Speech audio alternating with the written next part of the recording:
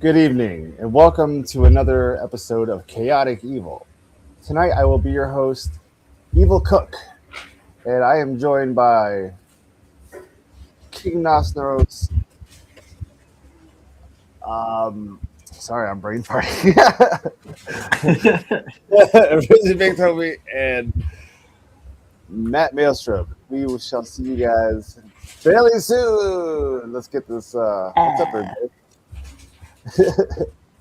All right. What's up, y'all? What up? Hello. Hello. Hello, and welcome. Um, so I'm gonna get Hello, everybody, and welcome to Chaotic Evil. Shout yes. out. Shout outs. Yes. Shout out to Dopus. What up, Dopus? I see you in the chat. Shout out to everybody in the Evil Crew. Shout out to the Chaotic Evil homies. Shout out to everybody else in the world. What's up? What's up? What's up? Welcome in. Tonight we are going to continue the second installment of my first campaign, the Tale of Ashvale. Um, Last week our characters were introduced to a few characters and had a flashback um, to a an orphanage that they slightly remember. They were met with Elvi, the young boy, and the head lady of the house, Madame Agatha. Shortly after their visit back to the past, they were brought back to the present day, and while they were celebrating the end of their first battle, they were met by a townsman who came in and shared the news of the evil, maniacal king that is going around terrorizing everybody named Krovik. Our adventurers fucked that guy up. They hurt him bad and made him look weak. He was not happy about it, and as he got angry, he decided to run, and the running only continued and ensued with more violence. The characters were met with a very weird departure from Kroveg, and in his departure, he took himself and a commoner with him. They both disappeared into ash, and nobody knows where they went. After that, we had our adventurers help the commoners and the townspeople fill the mass grave with the bodies, and each character had an encounter. Just about each character had an encounter. And now we left off with everyone going back to their respected homes, and this is where we are going to begin this evening. Um, Before we start, any shout outs before you guys wanna pitch something before we go? Yes. Shout out to Counting Gray Sheep LLC. Yes, hell yes. County Great Make, Sheep LLC. make sure you follow on Facebook for more updates with new games coming soon. That sound is eerie. And shout out to those in the chat who continue to watch us week after week. We thank you. Yes, thank you everyone for your continued viewership and your engagement. It means a lot to us. We're just a couple of homies that like to play D&D, and we managed to build a little name for ourselves in the last few months, and we are enjoying every minute of it, and we can't thank you all enough for the support. Okay, that being said, we shall begin. Night passes, but rest does not come easy. As morning breaks, a vision tears through your sleep. Flames consume a building, wood cracks and collapses, and from within, the sound of screaming children. The front door creaks open through the fire, and in that instant, you wake. Your room is quiet, but your heart is racing. What do you do?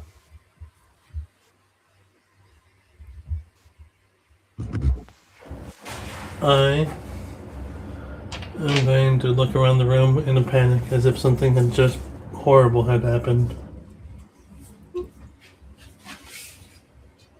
I'm already getting the fuck out. So you both wake under the impression that your actual room is in flames. Correct. All right.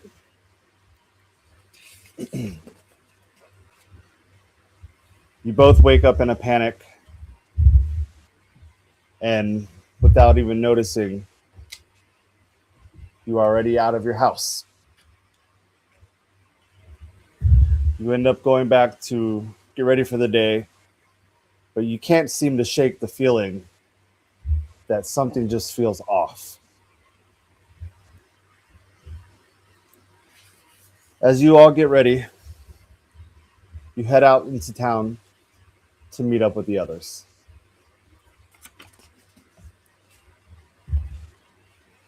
In the streets, a grieving couple moves through the crowd. Actually, before we do that, let's open up the VTT. Here they are.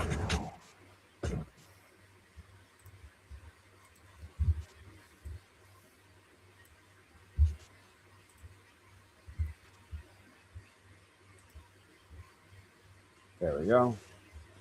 Might have to refresh the page. There you are. All right. You are all heading into town, and it seems as though you all have some place to be. So in the streets, as you're walking, a grieving couple moves through the crowd. Oh, wrong screen.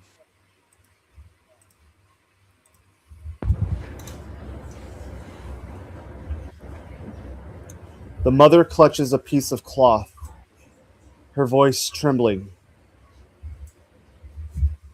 Please, has anyone seen him? Seen who?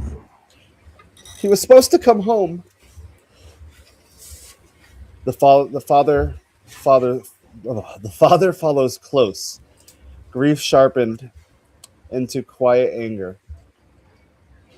My son, have you seen my son? Was he a boy about yay big?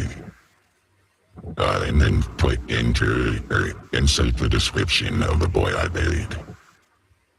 You buried a child? I did. What was he wearing armor? All the light bits. I tried to take it off of him, but I was a no-grid at it. He's not a soldier. He never was. Where is my son? He is in a grave.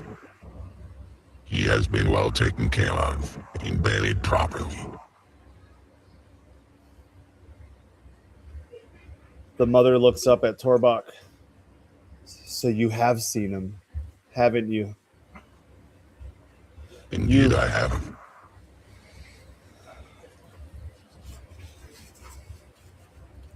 The father says, thank you for not making us beg for the truth. Was he alone or did someone stay with him, says the mother. He buried many folks that day, so I'm assuming he died alongside of comrades and other village folk. We told him not to leave the house. I don't know what to do with this boy sometimes. He never listens. But at the very least, he showed bravery and courage, and he fought valiantly and died on the battlefield. And may the gods bless his soul. The father exhales slowly, anger giving way to exhaustion. You carried him.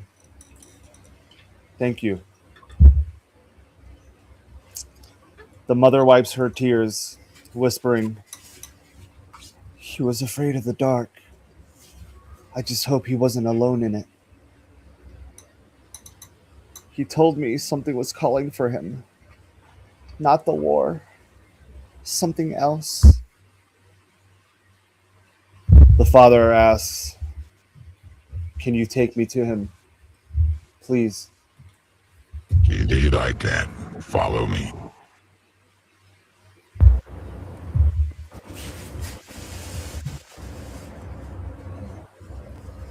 As you all venture out, you start heading towards a back alley.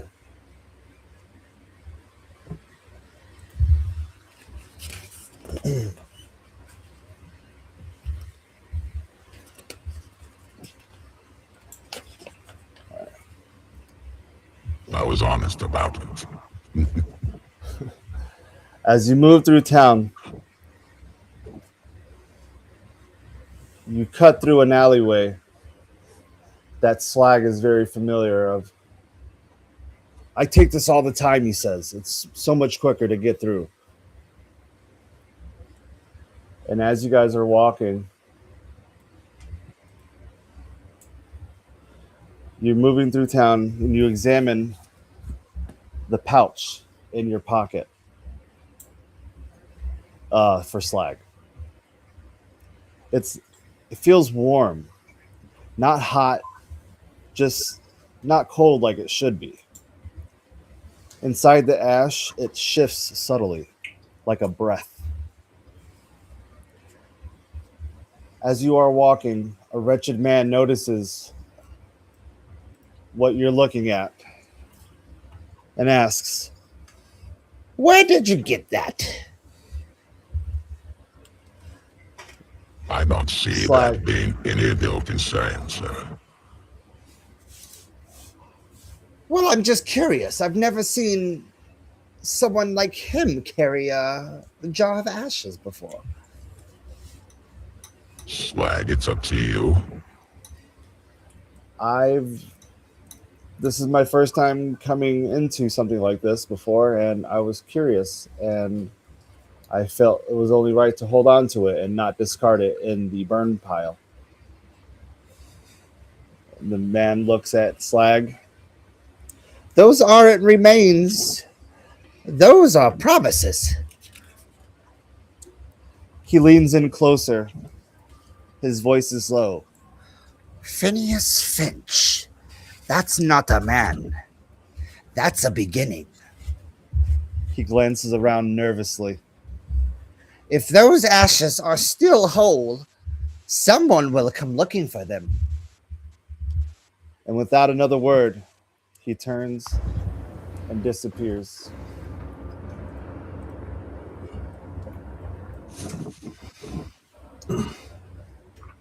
Slag has no idea what just happened. That was very weird. Like curious person. I would say so myself. I suppose we should continue on? Yes, but be wary of what you have. Yes, it attracts people in the weirdest ways, and I'm not very certain why, so I will definitely keep an eye out. My feet are walking without my will. I believe magic was cast in some weird form. I feel it too. I believe I'm floating. Okay. As you're walking, you have to cut through a creek.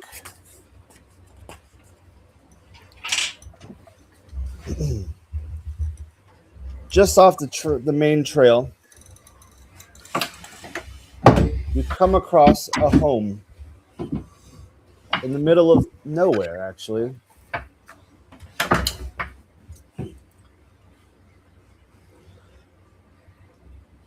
Slag says, "This is the home of Jenny Medeiros.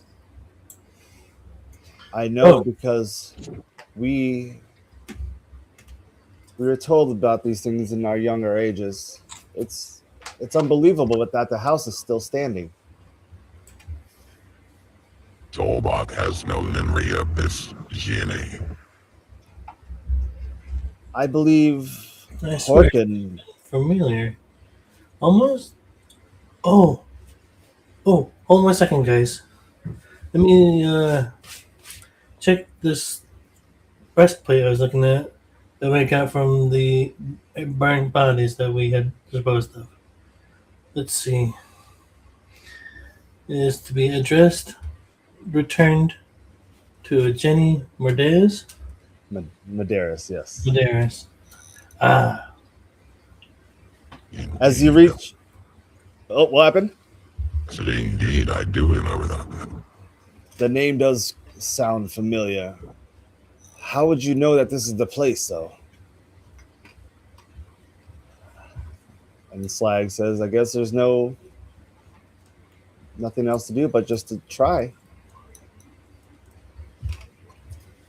As you reach her property, you notice her home is well kept. The outside is trimmed, the house is pristine, and you can smell food being cooked from the distance. Tolbach is hungry. oh, Torbach. You guys are moving in closer. All right. As you get closer, things start to become uncomfortably quiet, as if there's some sound barrier that surrounds the house. Before even seeing the armor, Jenny looks out of the window and notices you. She starts to study the group. When she sees the armor, what happened? You guys notice anything in that window? I thought I saw someone stare at us. You guys want to roll an insight check? I'd love to roll an insight check. Yeah, roll it up. And that would be plus what? That'd be minus what? I rolled a grand total of 11. Well, luckily, you both see her peeking through the window.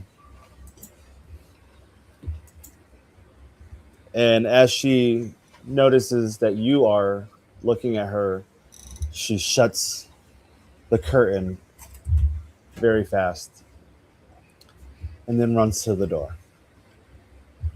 You can hear the slight pitter-patter of her old feet skittering across the floor.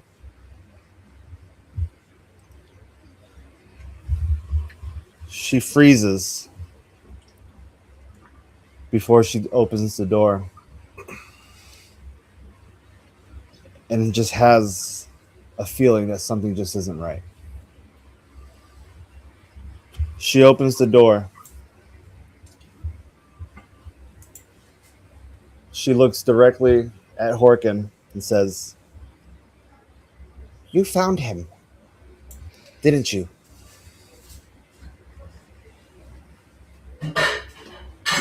I found this white armor on, sadly, the corpse of a man who lost his life in battle. So you didn't come here by accident. Not by accident by any means.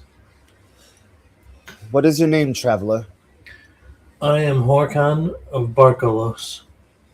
Horkan of Barkolos. Has a nice ring to it. He swore he'd return in this one way or another. I suppose I knew this was coming. Who are your friends? Well, this fellow behind me directly is Torba. I am Dolma. What a voice you have on you, sir. Thank you. And the other two back there, are they with you? They are. One of them is Valakai off to the right and Sled off to the left. They both wave and say hi. Well, I was just getting supper ready. Are you boys hungry? I could eat. And Valakai says, supper? But it's the morning time. And Ginny says, yes, but around here time doesn't control us. We eat whatever we please at whatever hour of the day. She invites you all in.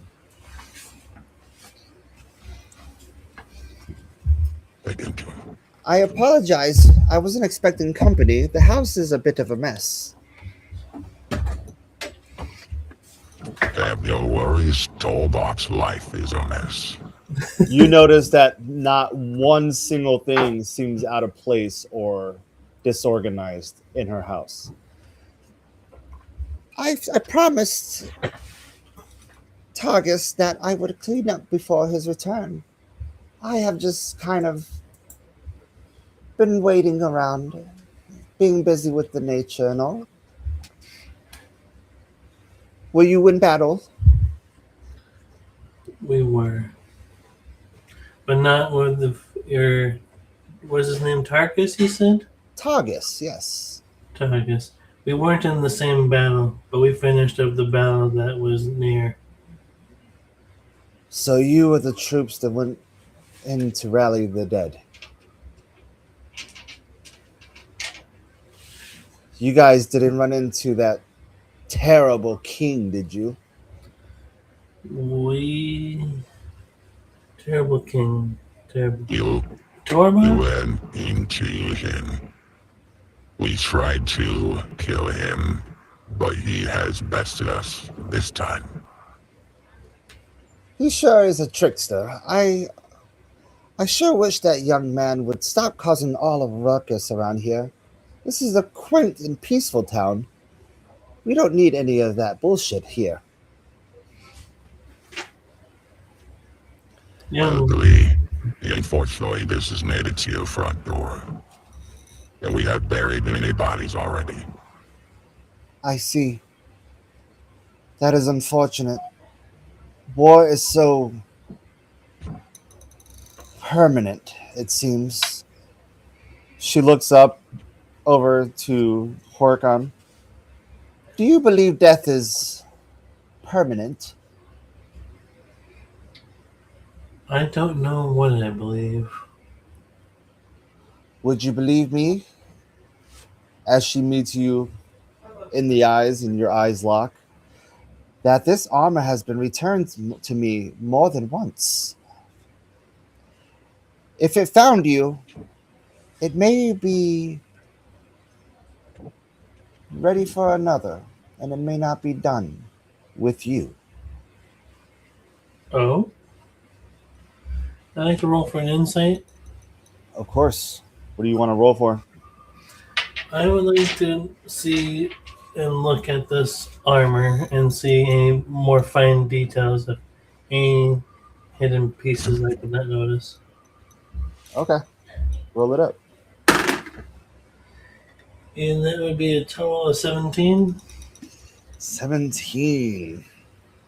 Okay.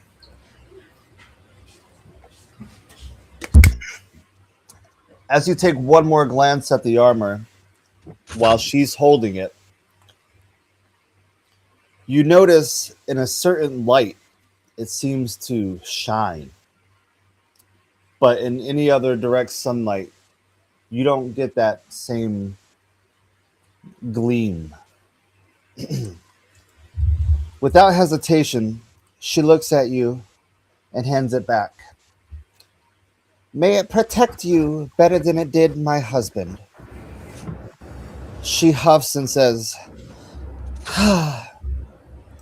I suppose I should go get him.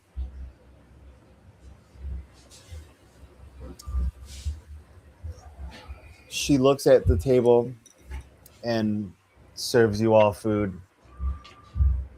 Each one I of you definitely, scavenges it up because this is your first meal of the day. I haven't seen anyone eat my food like that since Targus was a kid. your husband, My husband, yes. He had quite an appetite when we were children. how long have you known him? Say again? How long have you known him? I've known my husband for a good 300 years or so. That's incredible. It hasn't been easy. He likes to leave and go off to these battles that he has no business in anymore. He's not a young man, you know. Battle has no age. If he is great, then he is grand, and he is needed to spill the blood of any. I hate hearing it put that way, but you're right. Your name was Torbach, you said? I am Torbach. Torbach. Torbach. That sounds very familiar. You wouldn't be related to the Mothrin family, would you? The Mothrans? Yes. They are an ancient being of a family. I see a resemblance in your face. His face. Yes, that face. They look like this. I not quite like you, but they look like they should be, in some relation to your kind. Where do they stay? I could be mistaken. In my old age, I tend to worry about less things and just go out and live my life. So I may spit a few things that make no sense. So I apologize. Targus But has, done a number on my brain over the years.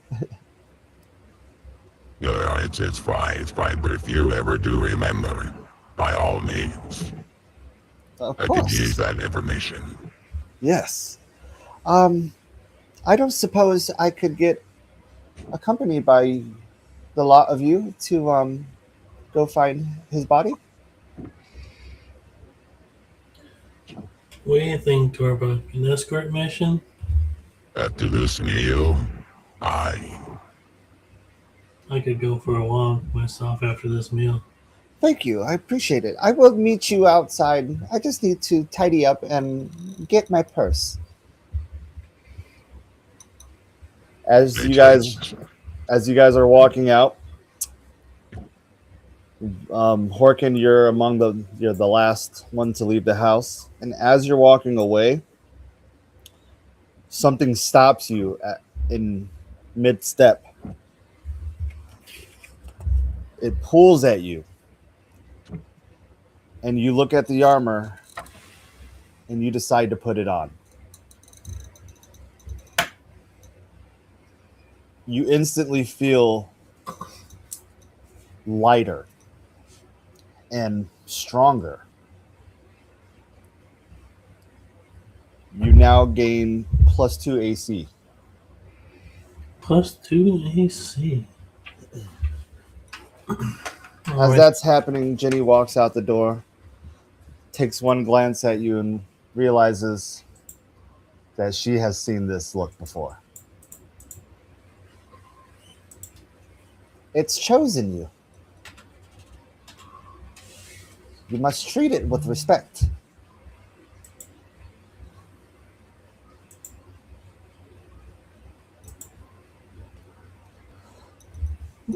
Quick question for the DM. Yes. With that plus 2 AC, I know that in D&D Beyond I can do customize on my armor class and Uh-huh. override AC to add plus 2. Oh, you can override it for now Okay. because it is. You'll figure it out. Don't worry. Just for now, just enjoy that +2. All right. As you all get ready to start walking away, you meet back up with the parents outside who decided to not go inside. You are all back on your quest. Whoa. All right, so you guys started here with the parents. You went through here. You had to cut through. You left Jenny's house, and now you are all headed to the burial pit.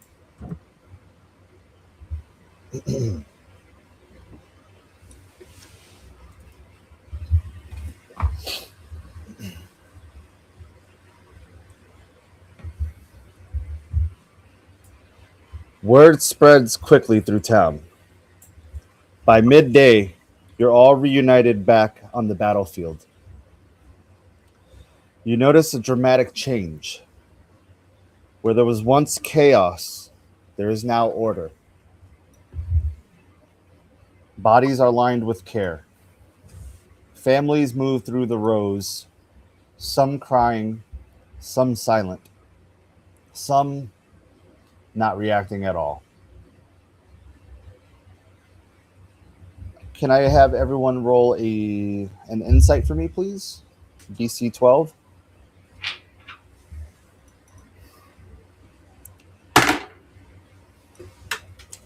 Is that a nat 20? Yeah, 20. Huzzah! Huzzah! Huzzah for the chat, ladies and gents. Huzzah. That's Technical 0. huzzah. I had rolled a 1 and have Roll for minus one. 1 on my Roll insight. from Slag. Slag rolls a 16. And Valakai rolls an 11. So Slag and Torbach, you both realize, no, you both notice that something that looks like smoke is seen in the distance. It's not rising, but it looks like it's collapsing inward. And the flames are going in reverse. The smoke is going in reverse. Yick, over there. Something is going wrong. You are all met back at the mass grave site. Torbach, if you would like to lead the parents to locate their son's body, you may do so. Right this way. Where is he? Please. I believe he is the fourth from the top. Yes. All right. Is this her? No, this is that's yeah. Don't worry. That's you're good. You're good. This is the boy here. Okay. So you locate the boy's body and you hand him to the father. He looks at you and says, "Thank you for not desecrating his body. We need him whole." Of course. Now, is there anything that you can give me for doing such a good deed? I can't offer you much, sir. I'm only a simple man, but I can offer you a place to stay or some guidance on anything around the town. I'm very knowledgeable. Well, we will speak later. Enjoy the moments you have with the proper memorial of your son. Thank you. You because you saw the smoke trails, you see the parents carrying the son towards it, and you are curious, so you follow them towards the smoke. Guys, this way. Horkin, you are accompanied by Jenny Medeiros, and you can help her locate the body of Targus now. Targus is at the bottom right.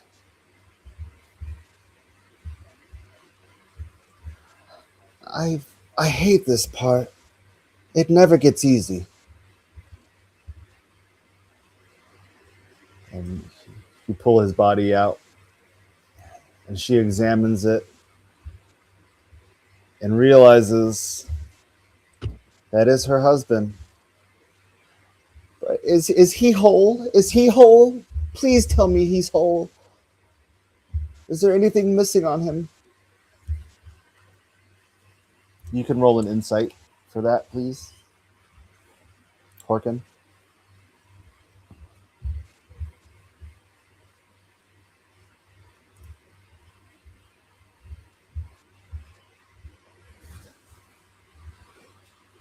Horkin, you there? I got a 15. You rolled a 15. Okay. You look at his body and realize that he has been stabbed in the stomach, which is the cause of his death. But everything else seems to be intact.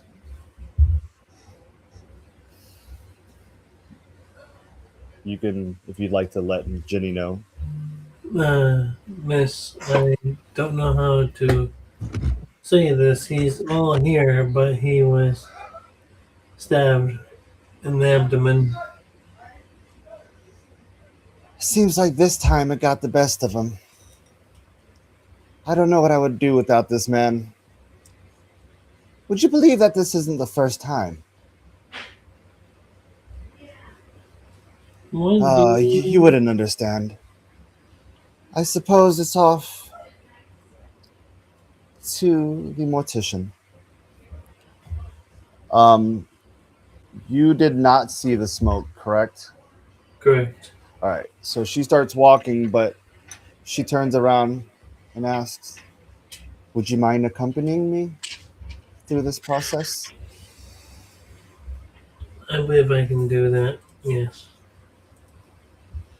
Okay. As you're walking, you and Torbach just feel something's not right. Valakai says, I don't think I could ever not see this in my brain anymore. It's kind of imprinted as an image.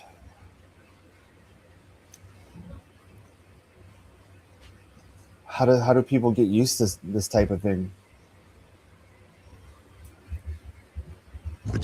Time. Lots and lots of time. I'd second that. Time would be the only answer I could think of. Well, it never gets easier. We just get better at adapting. As you guys are talking, you realize that there is a woman that has been patrolling the bodies the entire time, who seems to be in charge of the whole operation. Her name is Alara. You kind of remember her, but it seems as though she might not remember anything about you all. Ileo, are you doing your job efficiently? I've been here for 16 hours straight, trying to get the bodies in order, finding the missing limbs. I swear I came across a body that was so stenched of death. It has imprinted a smell on the inside of my nostrils. As she's saying that, what happened? You need to take a break for yourself. Otherwise you'll burn yourself out and not be of use to anyone. I plan on it. I'm waiting for my relief now. It's been a very long 16 hours. But I do not leave my post until I am able to be recovered. And as you all are talking, I need you all to roll me one more insight.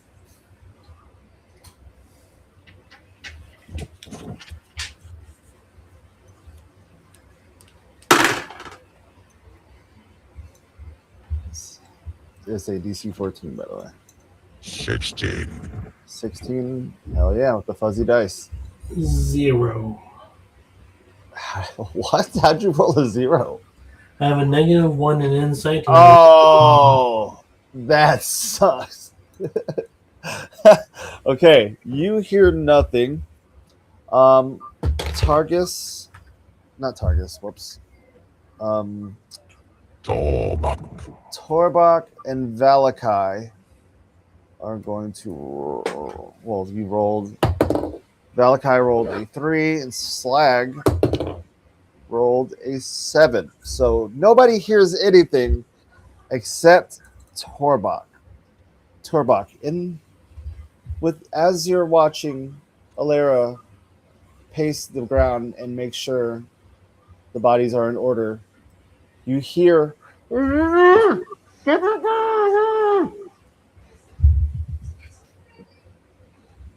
Well, did you hear that?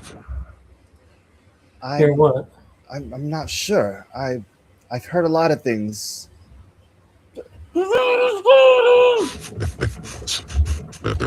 So somebody is trapped somewhere.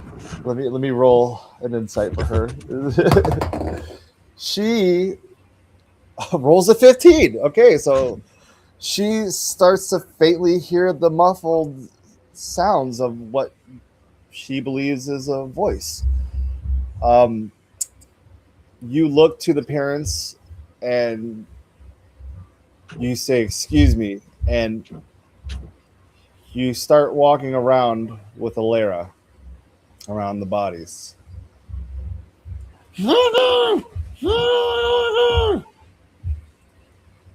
What are they doing? As we're searching, as you're walking down the row of bodies, it starts to get louder.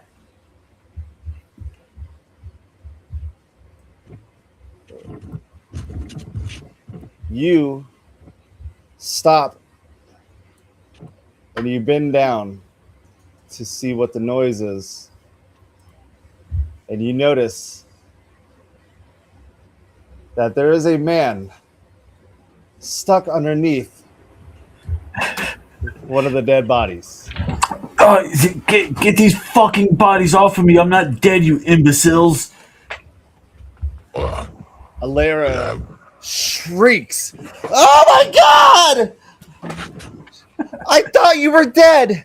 I thought... You remember that body I told you that smelled bad?" Yeah, because I was covered in fucking guts, you imbecile. Get me the fuck out of here. Is this a zombie? No, I'm not a zombie. No. I'm alive. So what happened is Alera, doing her job efficiently, mistook this man for being dead because of his stench that she had mentioned. She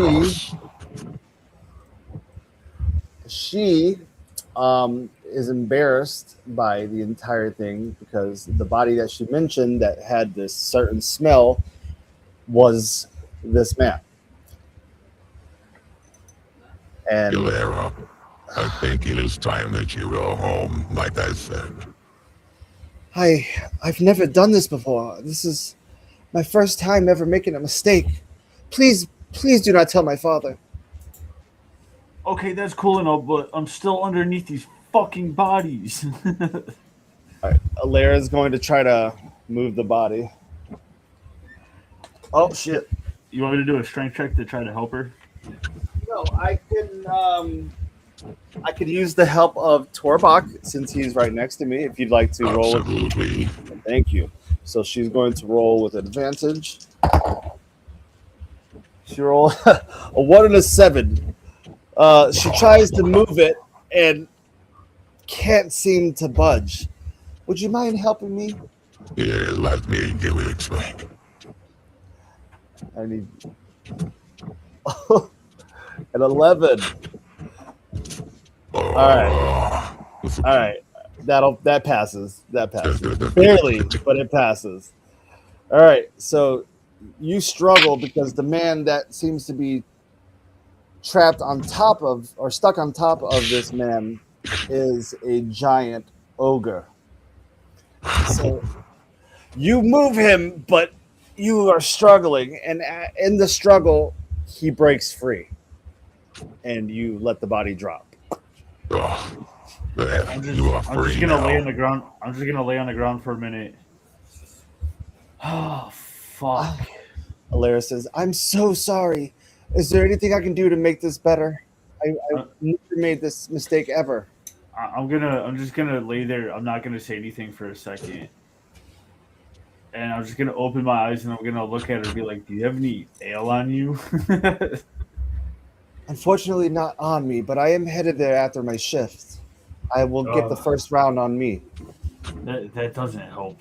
Does anybody have water of some sort? I do not. Anybody else? I do not have water on me. I have rations. A whole day's ration. Can I do it for a puddle? Yeah, sure. Why not? Okay, my insight is. God damn, I got a 13 for that. 13. All right, you find a small, very small puddle that has just enough water to quench your thirst. All right, so I'm gonna go over to this small puddle of water, and with my bear-like hands, I'm just gonna like scoop up whatever's in the puddle, maybe a little bit of dirt, and I'm just gonna splash it on my face. I just want to get the blood off my face. Okay. So as you go and you do that, you stir up the mud a little bit, and you're mixing a little bit of the clean water with the mud and blood. It washes away, but there is remnants of dirt specks on your face. Yeah. Better dirt than blood. I promise you I will never, ever make this mistake again. This has just been the longest shift. I've never had to deal with this many dead before. At this point, I would like to like grab her by the scruff of her neck. Do you need me to do any rolls for that? No, I'll allow this one because Okay. this is so your reaction coming out. I'm gonna just pick her up off her feet, and I'm gonna be like, next time you touch a body, check its fucking pulse. And I'm just gonna lift her up a little higher, then drop her. She falls back down to her feet. Pick her up. I'm so sorry, sir. I promise I would never do anything like this again. But you touch me one more time, and I will stab you in the neck. Tiny human. I want help. I'm not here to fight. I just don't like being presumed dead if I'm still breathing. I promise I will check thoroughly next time, if there is a next time. My apologies for the roughness. It's just been a long fucking day. I understand. She walks away and goes back to her business. Now you, almost clean man, Buzz will get you fished on cleaning up and find out who you are and why you are here. I will gladly tell you who I am on our way to wherever it is that we're going. All right. So prior to hearing this man buried under the bodies, you were all headed with your respected townspeople, headed off towards what seemed like smoke that was floating inward. Twitch.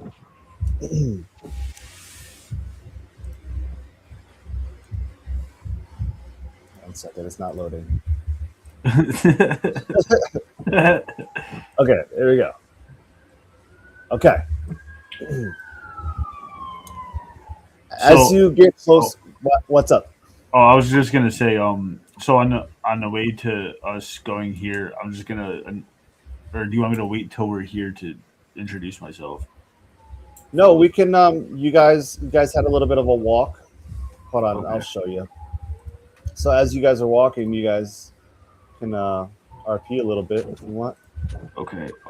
So let's So go back to the quest. I'd like to introduce myself. My name is Severus Grape. I'm I'm a retired soldier from a village not too far from here. Retired soldier. Yes, I was a soldier until I injured my leg in battle, and they retired me as they thought that I couldn't hold a shield nor a sword. And yet, here I am buried under bodies fighting. Valakai. You're good. Go ahead, Valentine. Speak.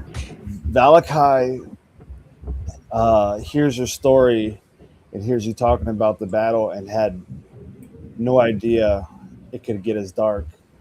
And as you all are walking away from the pit, he stops and looks at you guys and says, I think I'm going to hang out here and help this poor woman. She seems very tired. I'll meet with you guys later. Agreed. Which character said this? Valakai. Well, okay. Yes, Valakai is going to stay behind while you all head to this location that has the smoke. And you stubborn warrior, what is your name? My name is Severus Grape.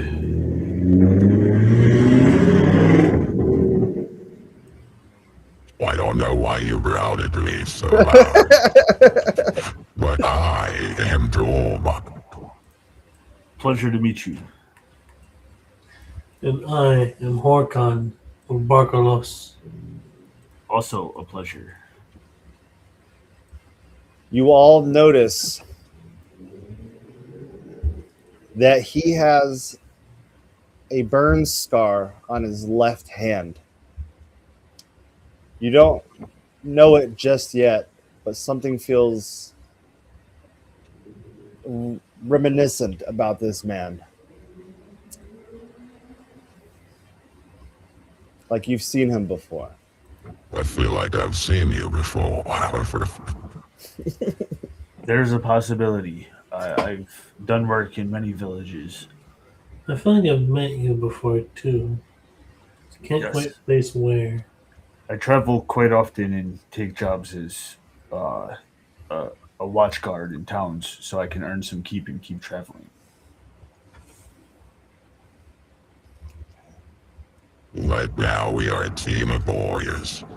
You join us and show us your worth when we enter our next battle.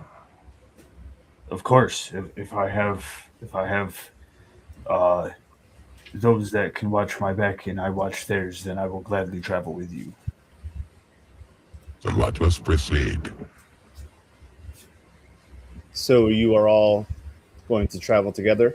Yes. Yes. Correct. All right. You all start heading over to the smoke. As you walk up, you see a giant marble building with lines of townsfolk waiting. Every single one of them is holding the body of their dead relative. A voice calls out, Ginny Medeiros, you are summoned. So Ginny walks up, and as she's walking, she looks back at Horkin. Mind if you join me? I will follow you on up.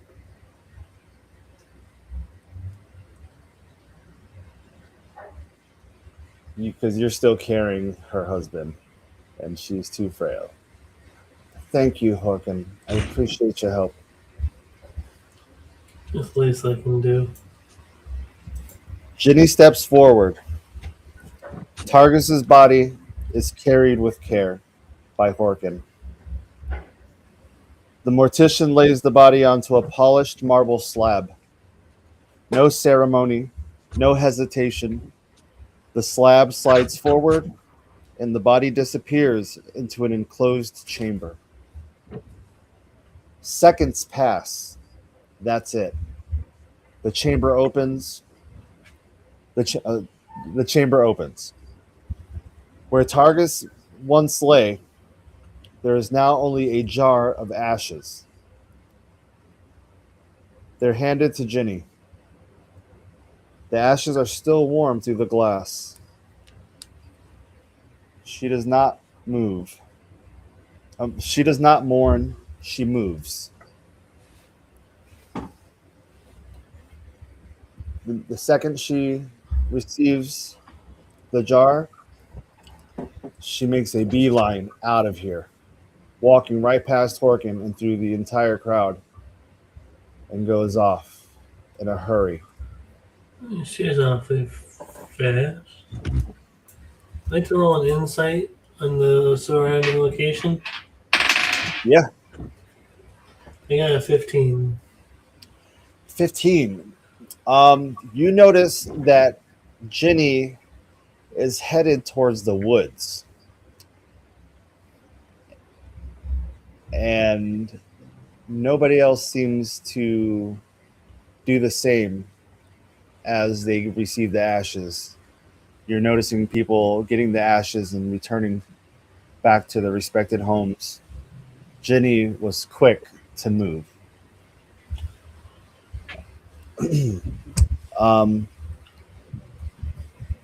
Slag. Not Slag. I'm sorry. Torbach. The parents ask if you would join them to go up. Mr. and Mrs. Sanderson, they're called and summoned. Indeed, I will accompany you, just for the moment, until you feel more comfortable. Thank you. You go up. The mortician does the same process.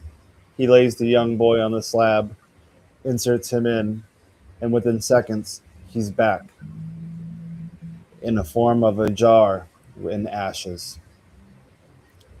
The parents both look at you and thank you, and they walk away the opposite way.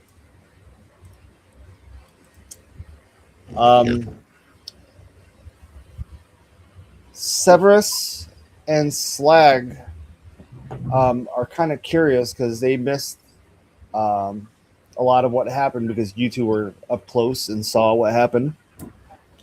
And they're curious as to where that old lady went to. So I'm going to have them both roll an insight. 11 and a 10 for on Slag. I mean, my bad. I rolled a 14. 14. Ooh. You are under the impression that she is hiding something. And you go over to the rest of the party and you ask if they would like to, what they would like to do. Guys, something doesn't seem right about that old lady. I think we should follow her. She was moving very fast. Yeah, it was Angry. it was almost inhuman. She did run Hawking. out the woods real quick. No, the speed. Mm. Well, if you have a hunch, I am welcome to at least entertain it. I like to follow suit of the lady and try finding them in her. Okay. As you guys are doing that, the line continues to move, and the same process is repeated until the final body. So you all are going to follow Ginny into the woods? Yes. Sweet. Okay. Guys, so during that battle, I did manage to lose my sword. It's okay. I still have a dagger in my brass knuckles. So whatever comes our way is gonna get a little jabby jab and a few teeth knocked out. A true warrior knows how to use this fist. But if we find anything that you see useful, I'm sure we can figure something out. Yes. But until then, I will fight with what I have until I no longer fighting. Okay. You guys are ready to make your way? Yes. I Yes. would like to look like I'm making my way and fall down the stairs because I misstepped. Roll me in acrobatics. Okay. I didn't fall. I did fall, but No, well, okay, well, no, don't roll. If you just that's fine. You because you're in such a rush, you're not paying attention to what you're doing because you're trying to keep an eye on Ginny, and you missed the first step, and you tumble down in front of everyone else. And I'm the one that was stuck under a pile of bodies. You walk like a Hawking's dead funny. man. He entertains me. He A entertains lady in the crowd looks at Horkin and says, "This is why you don't day drink." Wait, you have ale? I don't. All right. You all slowly chase after Ginny and keep your distance so she doesn't notice you. She runs deep into the woods, but doesn't seem like she knows where she's going. She stops. She looks around for a second to make sure nobody's looking. And she takes a sharp left in her direction. As she gets to where she needs to be, she starts gathering sticks and stones to build a triangle formation on the forest floor. I like to go stealth and try to sneak up on her. Like not sneak up on her, but be unnoticed in the tree line. God, I Okay. hope this works. Can you roll that for me? Yeah. Roll what is that? Sleight of hand or not? Sleight of No, hand. stealth. Stealth. Yeah. So I rolled a 15. 15. All right, you managed to get up a little closer to All right, where she is. where- So hold on, let me move these people. Let me move these guys back. So I wasn't expecting everyone to be that close. So you get up just slightly closer. I'm gonna right here. Yeah, or I'll Yep. hit this tree stump. Oh, that's perfect. Okay. All right, you're noticing as she's building this formation, it's starting to come together, and you feel like she knows something that you don't. She turns around because she thinks she hears something, and she doesn't. She turns her head back. As she places the stones and sticks into the triangle formation, She does it very carefully and precise. The purse she went to go back to grab was no ordinary purse. This was a giant bag. And in this bag, she pulls out 3 golden rods and drives them into the ground at each point. She pours the ashes into the center. Then she begins to chant. Tuvek revi anda halbut, Tuvek revi anda halbut, Tuvek revi anda halbut. This continues for about 30 seconds. Everyone roll me an insight.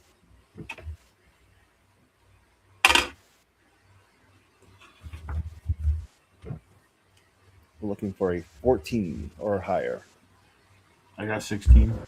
16, 15. 15, Tolbot on a 12. 12. And these guys are not with us right now. Slag is going to roll. Slag rolled a 7, so did not see anything. So anybody who rolled a 14 or higher, you see an eyeball form as this ash starts to slowly swirl around. You realize that this isn't just a ritual, it's ancient practice. I'd like to sneak attack one of the rods. Or surprise attack. Okay. Or no, okay, I'm sorry. I have to do an unarmed strike first. And as hold on. Set as a reaction.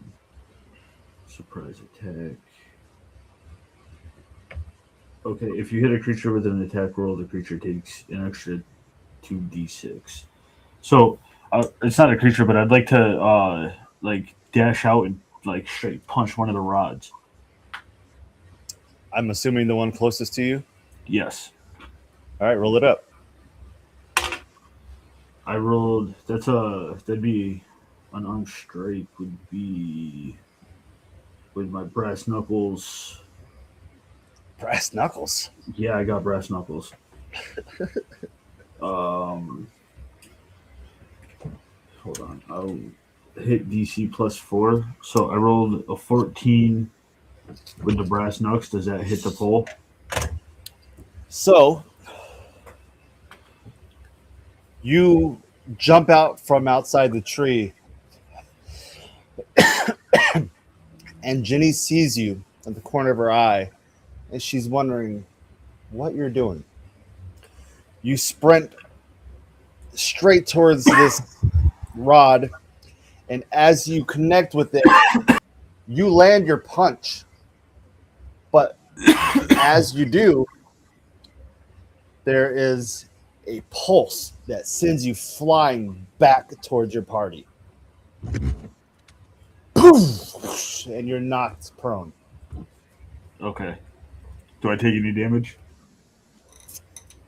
No, you don't take any damage. Okay. You're just prone right now. Okay. What kind of magic is this? You all notice that this is weird, and you feel something in the air. I'm gonna respond Next. to. I'm gonna respond to. What is it? Torbach. I'm gonna respond to Torbach and be like, "It's the Torbach.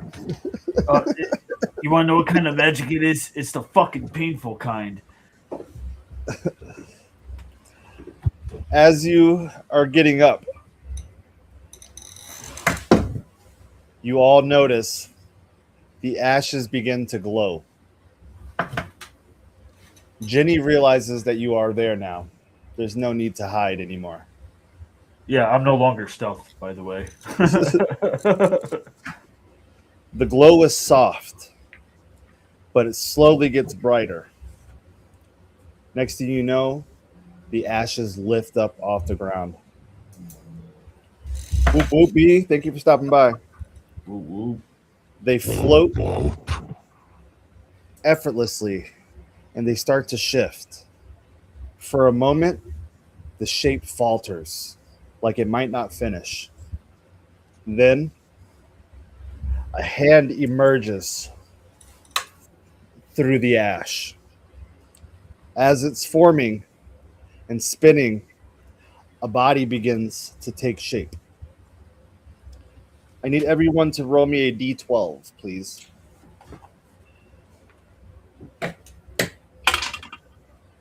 Oof.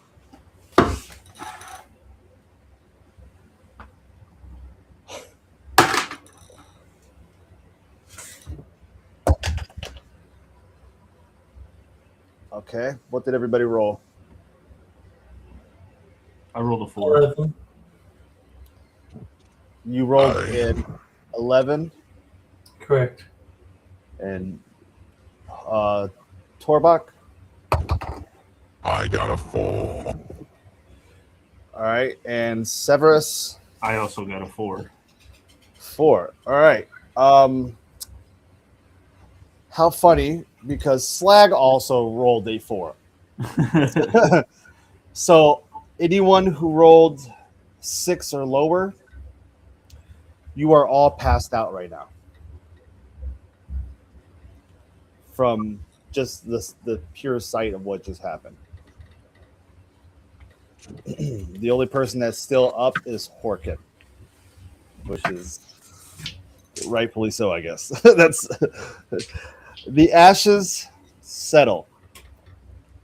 The form completes. The three of you who passed out slowly start to open your eyes. And as you come to, you see him.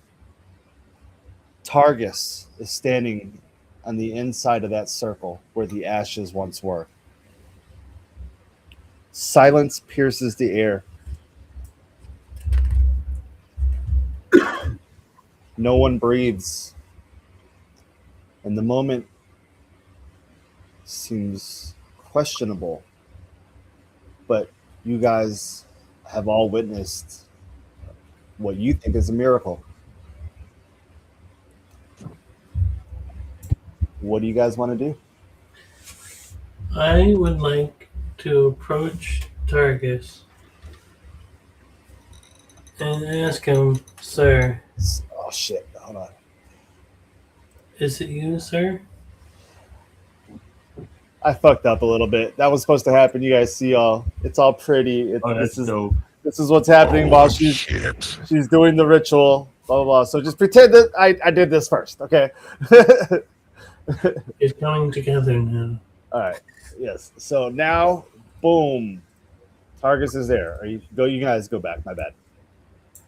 I'm gonna get to my feet and I'm gonna tighten my grip on my brass knuckles and I'm gonna tighten my grip on my dagger, ready for anything to go south.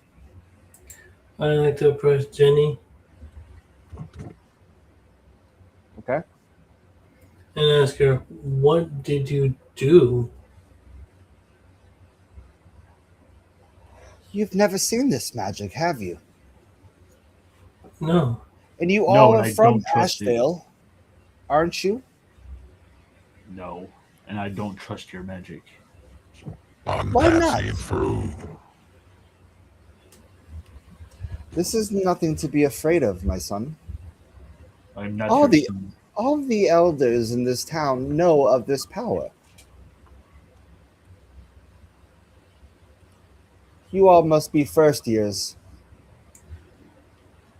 Is this necromancy? It would if there were to be a body involved.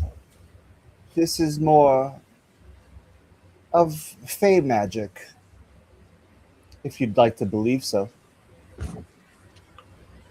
Yet what I believe is that you went against the will of the gods and took someone who is supposed to be dead and moved into the next life.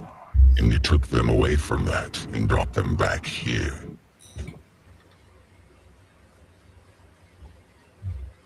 Do you I don't know the approve. story of Ashvale? I guess I cannot remember it to my full knowledge. Perhaps my husband can enlighten you all. Please come closer. There's no need to be afraid. I am I'm just holding. gonna. Oh, I'm sorry. I'm gonna put 1 foot back, and I'm just gonna I'm gonna stay off to the back a little bit because I don't trust this. I'm going to ready up a stance as if I was about to swing with my sword, or 1 foot forward, a decent amount where I'm at a lean, and 1 foot firmly placed behind me. What is this magic? Or how is he still with us? Why won't you answer us, Jenny? She smirks at you. The man who wears my husband's armor is questioning why the armor found him. Am I wrong?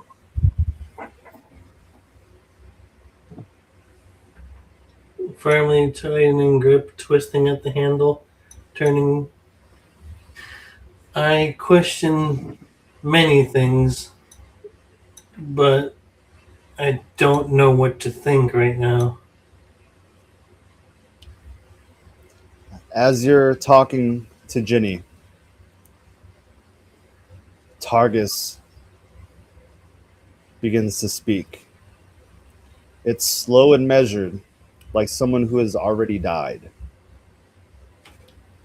You look upon something that should not be, and yet must be. He scans the group. We are not gone. We chose to wait. You all look puzzled. There are few of us left, and fewer still who would answer the call. One other stands as I do.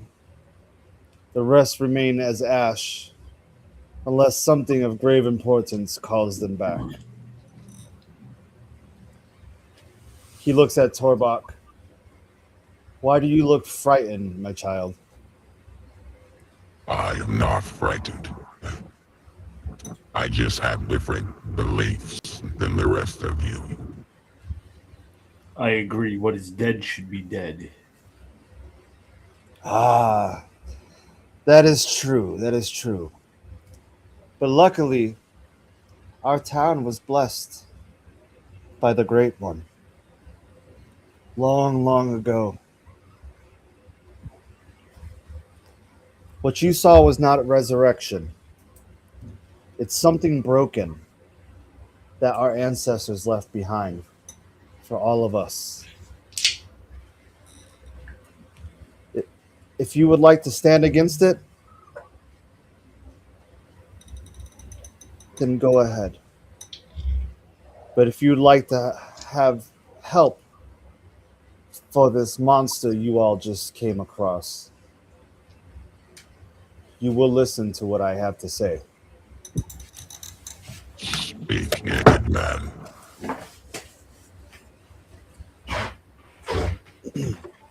Okay, so I'll move a little closer so I can hear better, but I'm gonna stand off a little still, like right here. Okay. Long ago, when this beautiful city was born, we were visited by two of the golden men. These men were blessed by the gods and never knew the true death because they themselves were demigods. When the Dark One surfaced, he cursed the land, and anyone who was within the range was affected. They were apart when it happened, when the Dark One struck. One of the golden men was out getting his daily rations. The second one stayed home. He was the one that was dead. When the other arrived, he had no idea what to do. So he called on to God and asked him what would he do? Why would he take a demigod? How is this possible? He got no answer. The last gold man decided he want to bring back his friend, who he has spent many a year with and has grown to even like, despite their differences. He reaches inside his chest and he pulls out his light aura and he places it within his friend. In that moment, his friend turned to ashes. Startled, the gold man thought he had made a mistake. Suddenly, he realized what he did was save the man that saved him from his first true death.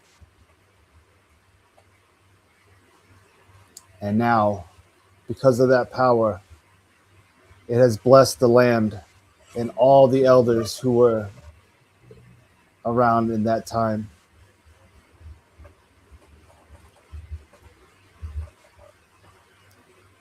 It's not been easy.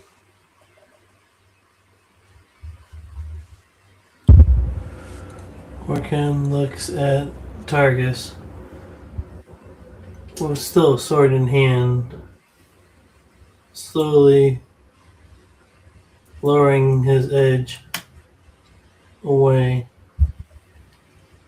with prop in hand. I assume you all ran into the Dark One, who goes by the name of Kroveg. Bastard.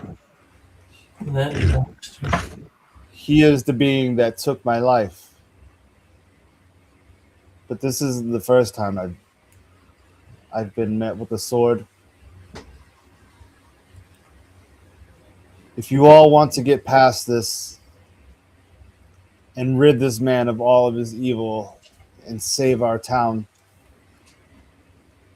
I ask that you guys go out and collect the elders. What remains of us and each founding member is a power that no one has ever seen before, not even the Dark One.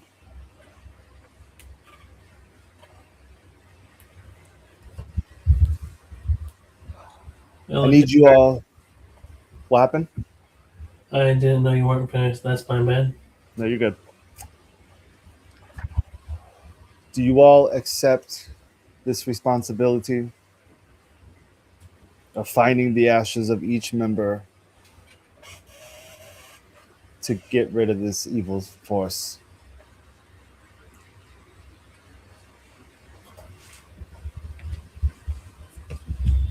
I will accept to Separate. bring and restore. Oh, sorry. I apologize. Illegal crooked Severus. I, Tolbach, the great warrior, will help you all reclaim your peace. If Torbak is joining, I, Horkon, and Barkalos will also join. Thank you, kind travelers. You must gather what remains of us and find the ashes of each founding member. Convince those who guard their ashes to let them return. Only then do you stand a chance. He looks at his wife. Ginny mutters, and as she mutters, she reaches into her bag and grabs a cloak to cover Targus's naked body. It is time, honey. Let's go home. They turn and begin walking away. As they leave, you hear Ginny mutter, "You just had to go fight." Targus replies, "I thought I could end it." As he says that, he looks back at Horkin and says, "By the way, you can keep the armor. Hope it brings you as much luck as it did to me." He turns his head back, and they disappear into the distance. Horkin, Hi. while you are equipped with the armor, you are now given the power of Ancestral Favor. It is a 2-round charge. And when Horkin fails an attack roll, an ability check, or a saving throw, he may re-roll it, but must take the new roll. Oh, damn. All right. And we are about at our 90-minute mark. I think we can head for a quick break real quick, and then get back to the second half of the session. You guys are ready? Indeed. Bulbok has to take a shit the size of a goblin. I can only imagine. All right, guys. We got about 3.5 minutes for this break coming up. We don't leave, guys. We will be right back after this quick break. I promise. Steady tuned for more. Swell neither juggalo guy.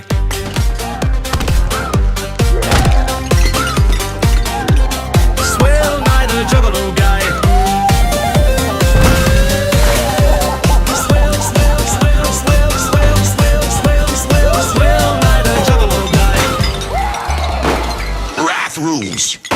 Swell neither juggalo guy. Screaming Juggalo content! Swell, swell, swell, swell, swell, swell, swell, swell, swell neither juggalo guy. Swell, swell, swell, swell, swell, swell, swell, swell, swell, swell, swell, swell. T-minus 17 seconds. Swell neither juggalo guy.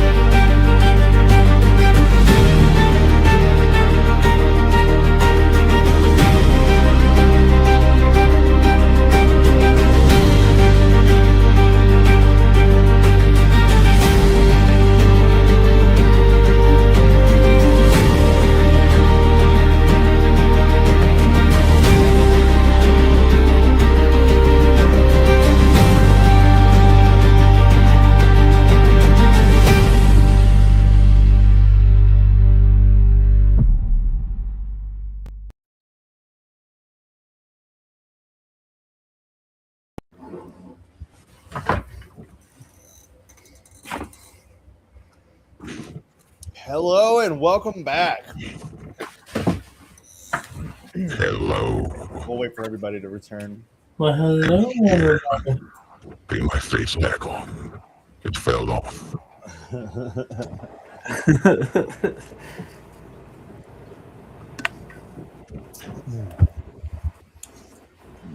Excuse me.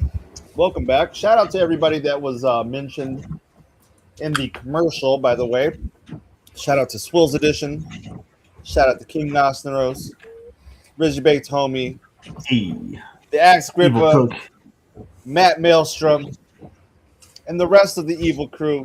We got a whole fucking slew of people that are streaming and putting in work and everything, and it's been great. So anybody that's involved in what we do as a D&D group or just the Evil Crew itself, thank you for everything you guys have done. We love you, and much love to each one of you guys out there. Yes. Hell yeah, man. Okay, everybody ready to go? Tolbach is always ready. All right, we left off.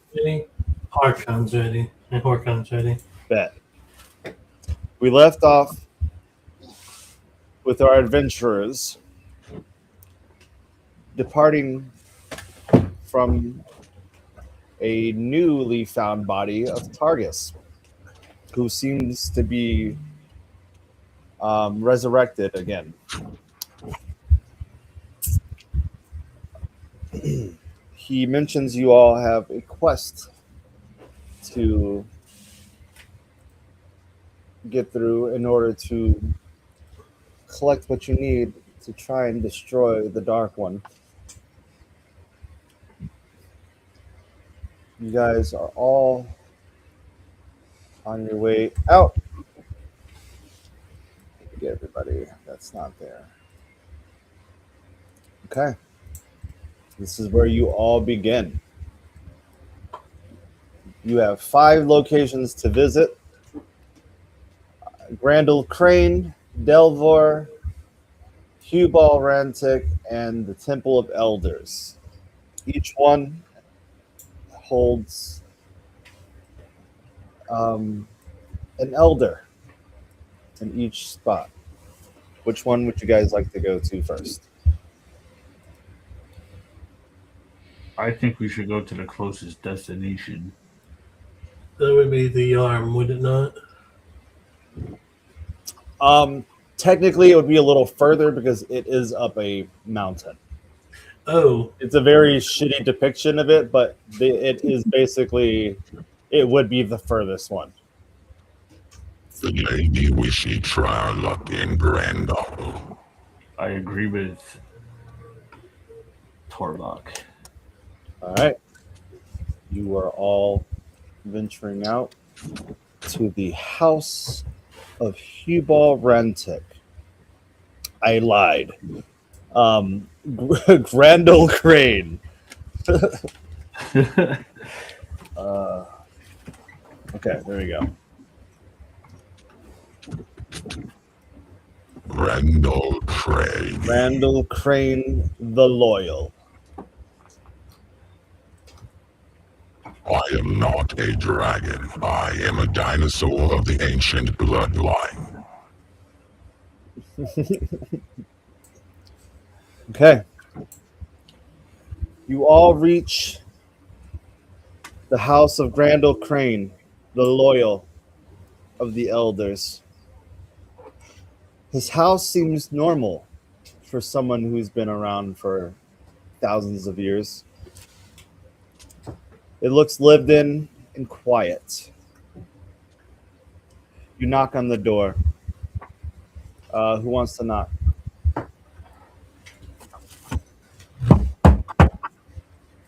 Okay. You hear nothing. All of a sudden, the doorway cracks open.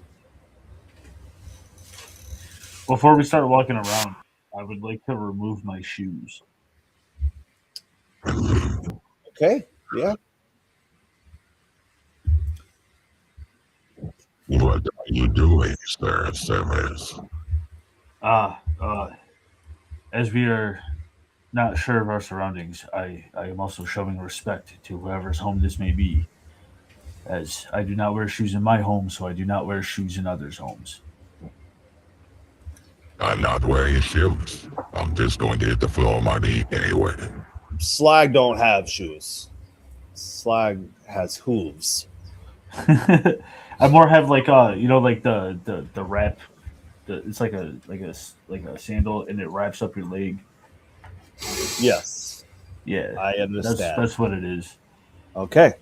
So I'll So take those you off. remove your shoes. Okay. Yes.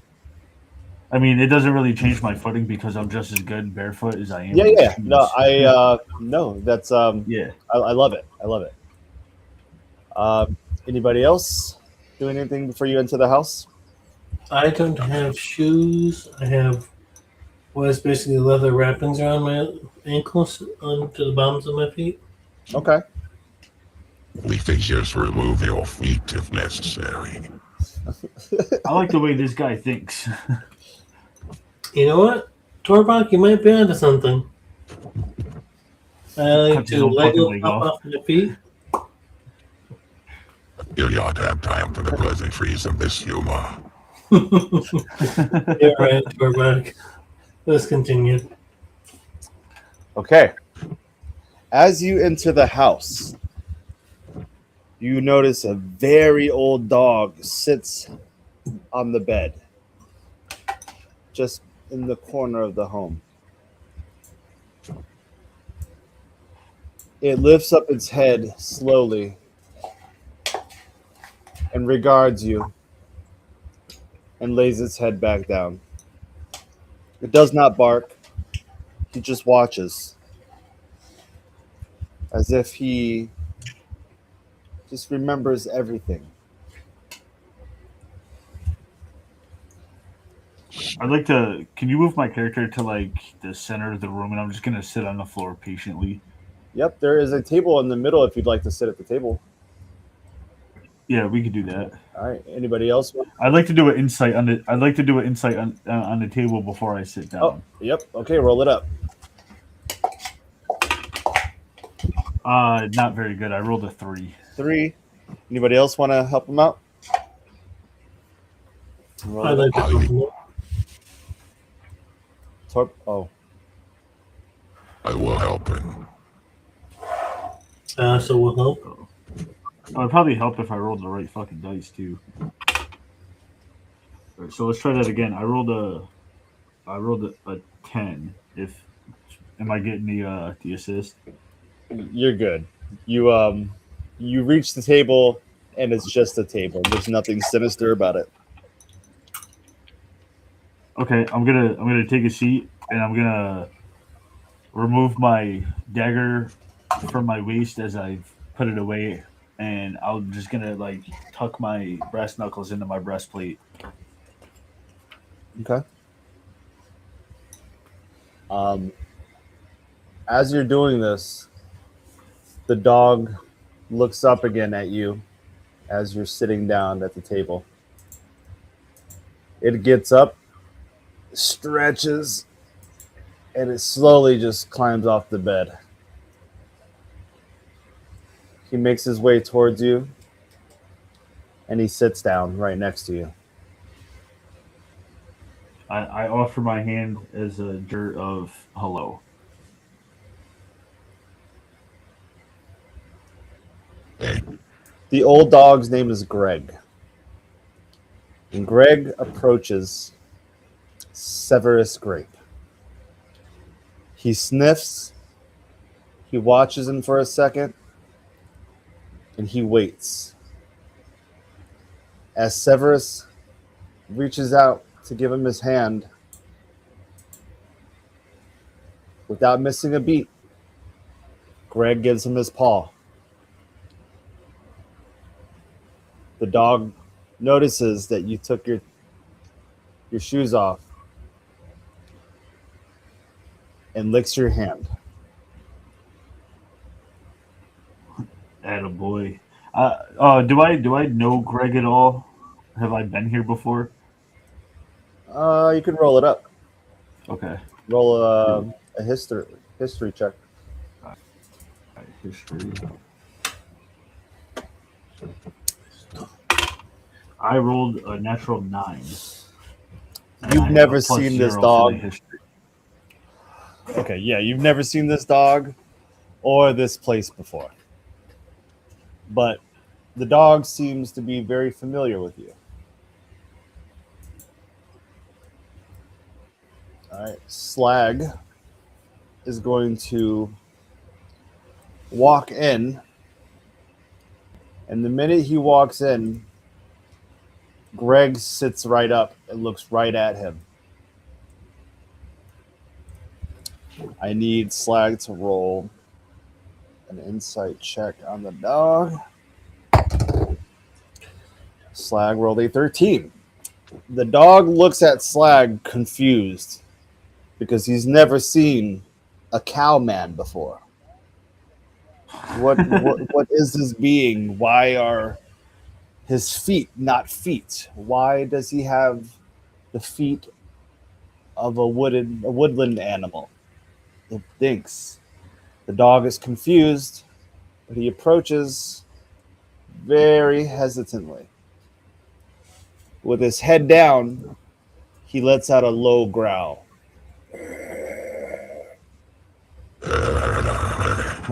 Thank you. Slag kneels down on his front two hind legs and reaches out his hand to the dog and says, "It's okay, old timer. You can trust me." The dog disregards everything that he does and walks directly towards Horkin, and he sits down right next to Horkin. Harkin turns to the dog, looks down, and extend my hand out to the dog. The dog sniffs your hand, and it's a little confused because he can smell the dead on you. But he sees your kind action, and he puts his paw in your hand. I shake his paw as like a handshake. As you do that, your shoulder moves ever so slightly and brings into view Torbach. Greg sees him and is just as confused seeing him as he was with Slag, for he has never seen a creature like this before. He approaches with caution. He lets out a low growl. What do you do, Torbach? As you do that, Greg is fucking confused because nothing has ever growled back at him before. He sits down where he is at and he tilts his head. He growls once more.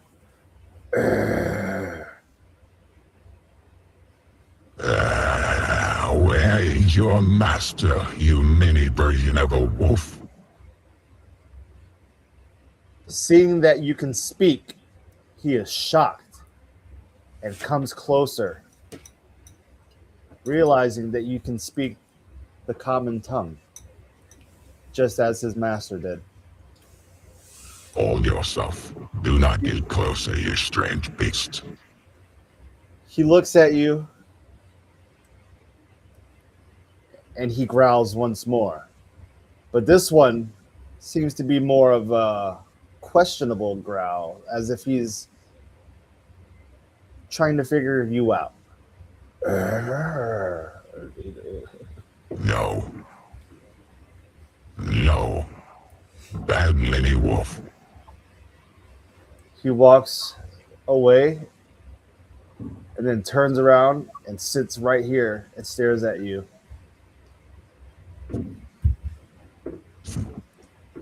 The dog is confused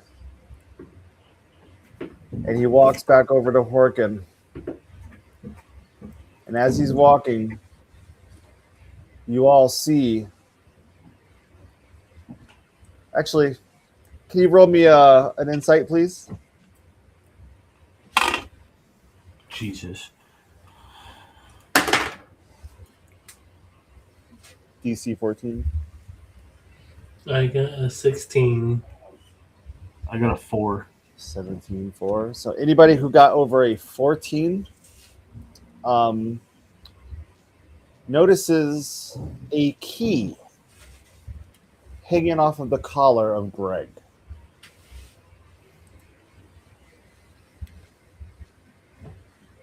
He goes back over to Severus, who he greeted once before and had the least static of the group, and sits down and puts his hand on his lap. As he does that, you notice that the key dangles ever so slightly. What do you want to And do? waiting mode. I'm gonna put my hand on his paw in a friendly gesture, and I'm gonna be like, "Can I take that?"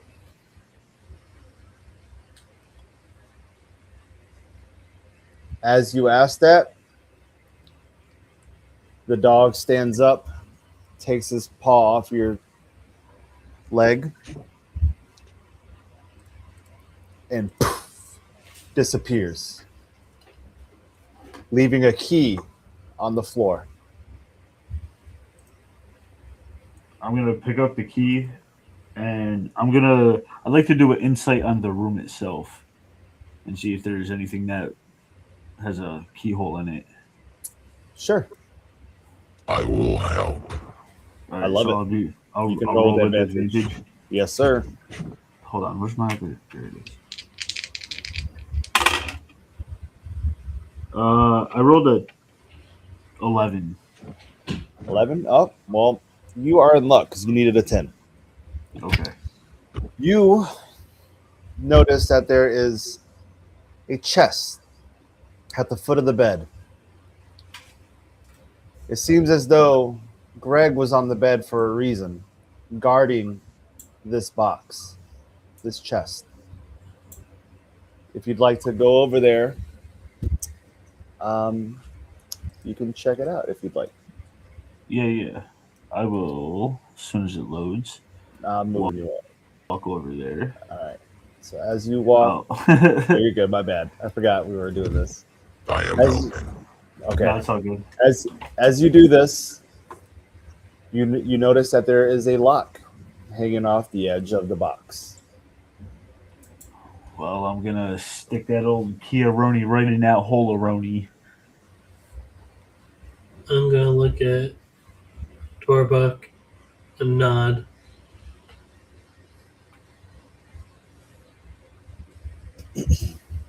So I put the key in and I turn it. As you turn it, Greg pops back up on top of the box.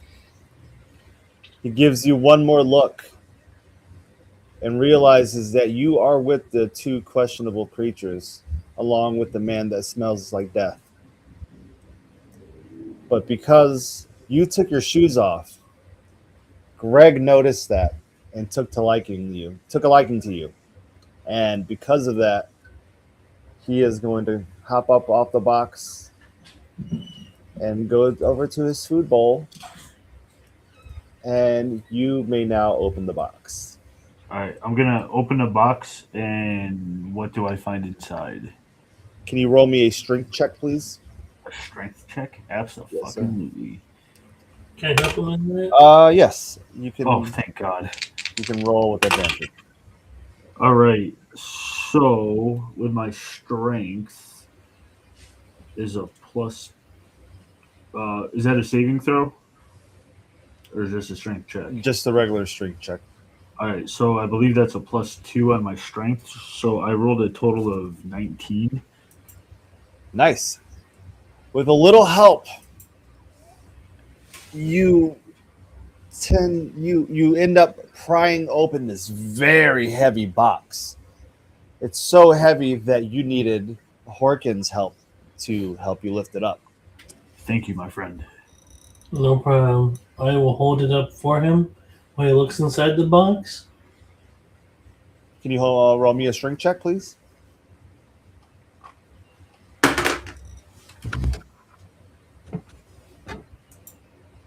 That'd be an 18. All right, you are able to hold this open while he searches the box. All right, and you need an insight from me, right? No, you're good to go. Okay. 1 second. It was brought to my attention that we haven't had any fucking background music this whole time. It's fine. Oh man, what I was wondering why things felt a little weird in here. I like it. It adds an eerie feeling. Yeah, but we need Samantha. Hi, Samantha. Hey, ladies and gentlemen, welcome Samantha, the KE D20. Goodness, oh my god. It All was running late. Yes. But better late than never, I always say. Okay. As you're searching through this chest, you find a note, 2 wooden sticks, and a jar of ashes that belong to the elder Grandel Crane. I'm going to take each piece of it. I don't necessarily have a rucksack at the moment, so I'm just gonna, put that on the other side of my breastplate in a little pocket that I have.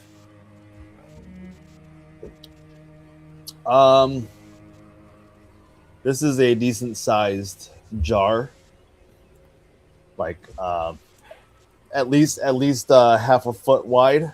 Okay, is there a bag inside the chest, like a rucksack or? Roll me an insight. Got you. Fuck! I rolled a 2. There is no bag in sight, unfortunately. Question for Service Creek. Would a net be able to help you out? I mean, not to carry sticks, but so I'm just gonna take off a piece of leather from my armor, and I'm just gonna tie it around the top of the jar, and I'm gonna hang it from my armor. Okay, that works. And then I'm gonna put the 2 sticks inside my armor on the back. Okay. And what else was there? There was a note. And I would like to read this note. Okay. You open up this old folded piece of paper, and it reads, "Looks like you got the best of old Greg. He seems to taken a liking to you. Please return my ashes when you are finished. P.S. Leave Delvor alone. Nobody wants to see him anymore." And that's all you can read. That's all you see. Okay. I'm gonna keep the note. Okay. And that's gonna go inside that little inside armor pocket that I was talking about. Got you. All right. You have all successfully collected your first jar of ashes. I'd like to walk over to old Greg, and I'm just gonna ask him if he needs anything before we leave. What were you going? Yeah, I got you. What were you going to say, Horkin? I was going to offer old Greg a day's rations I have spare of.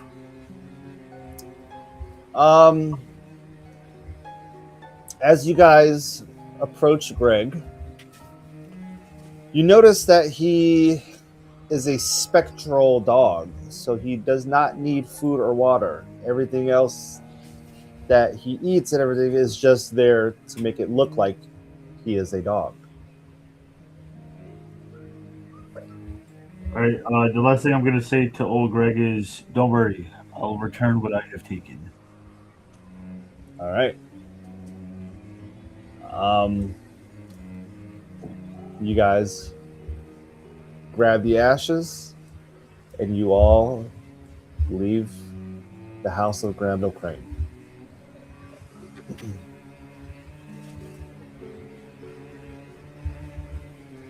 Okay, where would you all like to go after this?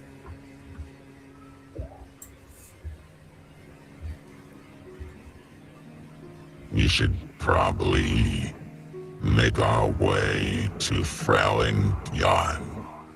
I was thinking the same thing, Torbak. Torbach. Okay, Frelinjarm. Looks like we will head to the house of Frelinjarm. I am Torbach. Torbach. Torbach seems interested in this hill, so we're going to let Torbach lead. I entry test my own might and hurry up this hill. Quick, behind me. All right. And as you And to all... push What? the endurance of the party. Yes. You must endure this hike. All right. You are all heading towards the house of... Sorry. Frelinjarm. It's right there on the fucking screen. Frowling Yarn. Frelinjarm. Okay. Frelin.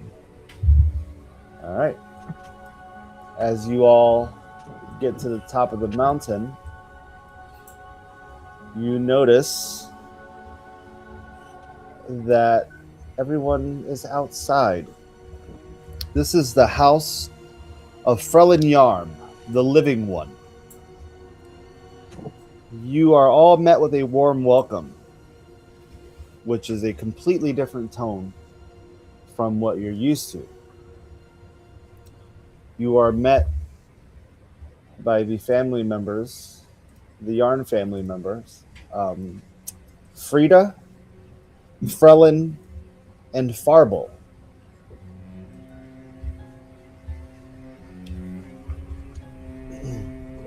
Frelin looks at the party, and you all notice that he is but a kid, no older than the age of 10. Young master. Hi, guys. We are on important business. What brings you guys here? We are looking for the actions of the old. Ashes. Oh! You guys are trying to go after that bad guy, huh? Yes, we aim to bring peace into the land. Farble walks up next to his son. Is everything okay? May I help you, gentlemen?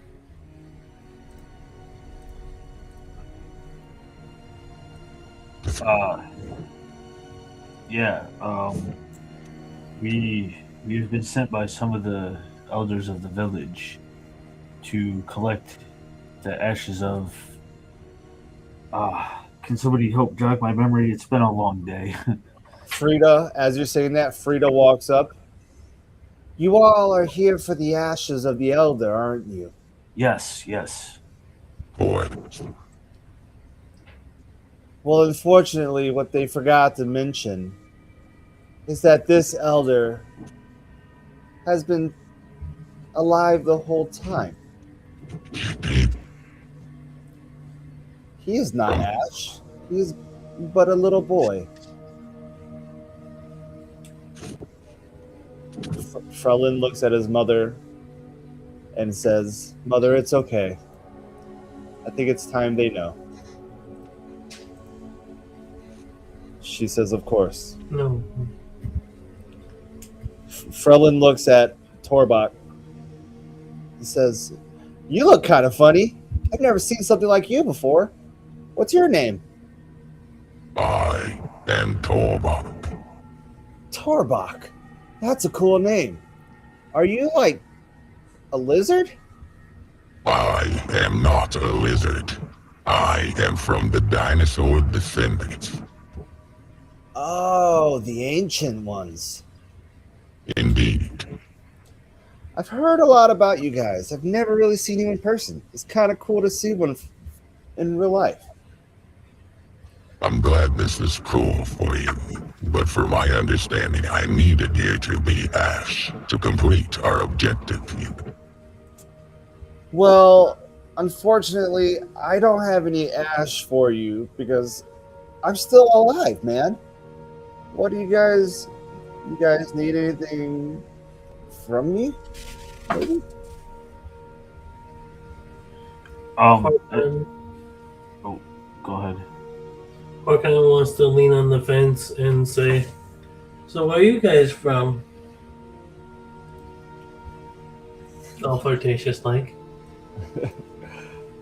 I'm gonna speak directly to the child, and I'm gonna try to say it in the best way possible. So I think I might need to do persuasion on this. Okay. He's going to react to Horkin first. Okay. I am from Ashvale, like everyone else. I just don't live in town anymore. We decided it just wasn't safe enough, so we just live on the outskirts of town now. I've been here about 600 years now. And every day is such a beautiful day out here. You can't escape the view.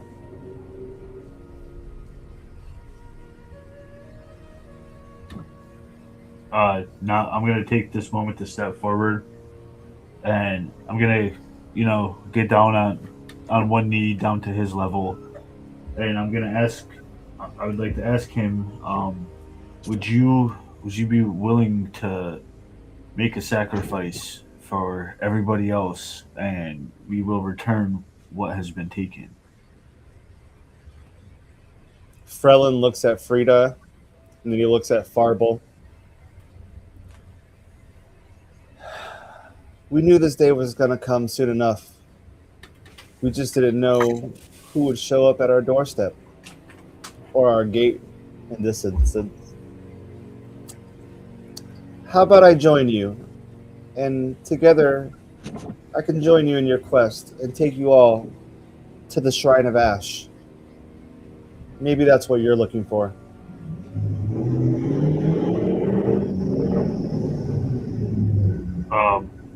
What is that sound?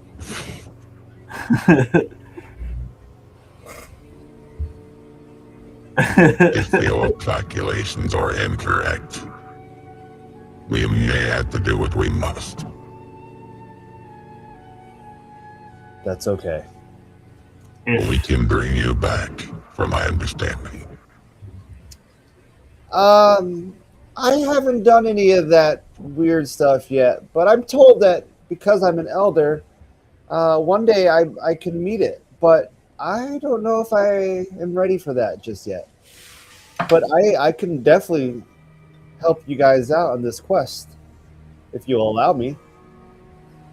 As long as you accept that when the time comes, what must be done will be done. I've waited all my life for this. I think I'm ready. Then, as to you, as I gave to old Greg, I will give you my word that we will return what is taken. He starts hopping. Oh, you met old Greg? Oh my God, I love that dog. Hey, does he still play fetch at all? We really didn't stay long enough to find out, but I do believe that I have become old Greg's friend. That's pretty cool. Hold on one second. We lost Torbach. I look over to Freeland's mom. Like, flirtatiously. Farble realizes what you're trying to do and walks over to his family. And he says, "You should all be on your way." Before we go on our way, I would just like to flex as character. Yes. Can you roll an intimidation? Let me check my stat for that. I shall roll for intimidation. All right.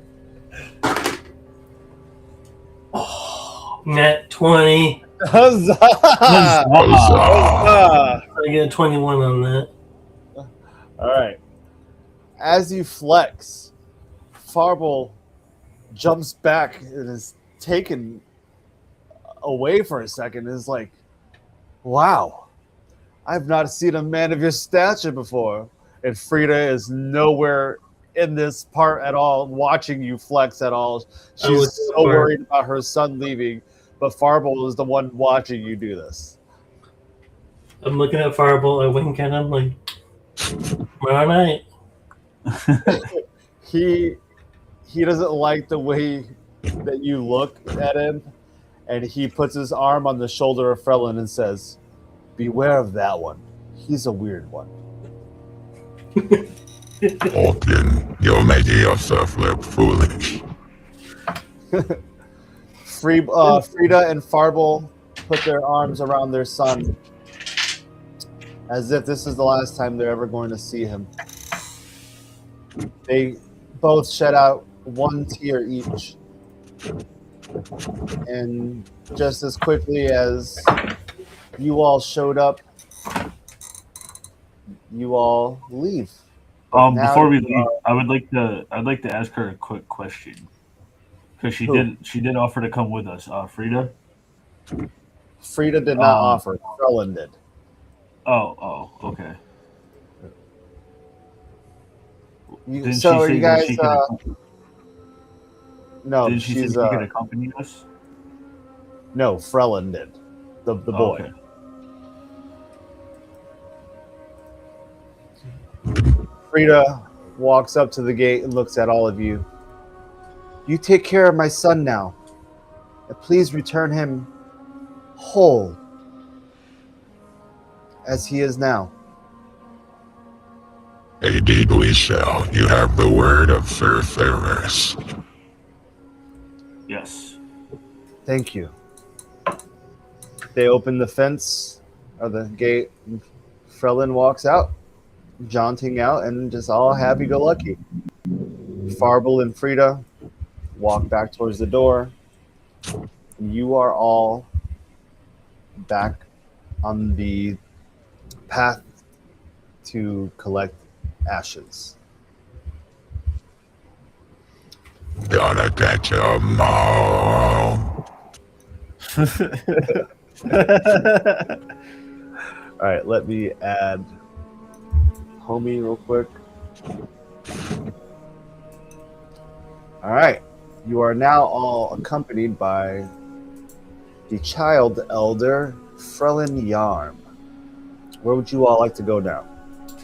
I'd like to take a moment of pause and ask Frelin what is his strong suit and abilities. I'm pretty fast on my feet, but I like to not be seen, if that makes sense. Yes. I understand. Stealth is a very important part of my training. Wait till you get left in a pile of dead bodies. That sounds unfortunate. I hope nobody's ever had to deal with that before. I'm just gonna awkwardly scratch my head. And Frelin looks at you and questions what you're saying and starts to try to puzzle it all together, but doesn't yet. I suppose we should be on our way. Elder Frelin, last Spain. If worse come to worse, stay behind me or cover. I'd like to ask. I'd like to ask Frelin what he knows about the Delvor factory. Oh, Delvor. Delvor the Insane is what they called him. I never really got to be around him much, but the times that I did see him, they were different. He's not like the rest of the elders.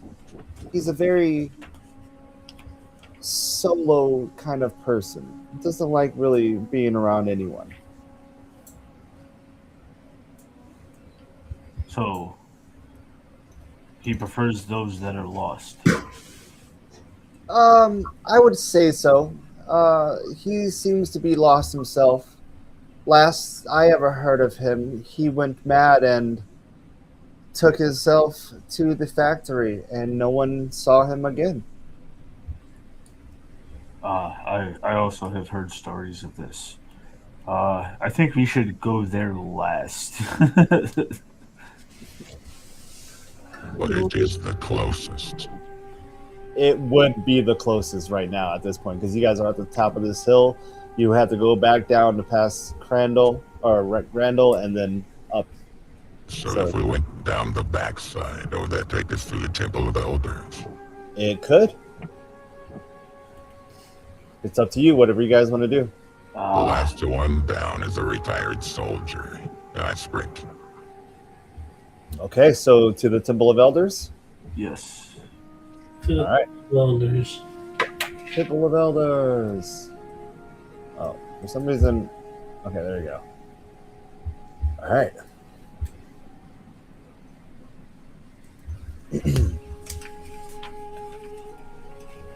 Ocean.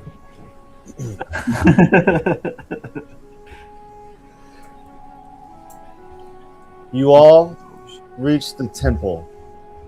It is the most massive building you ever seen in your lives. Constructed by marble with wooden trims.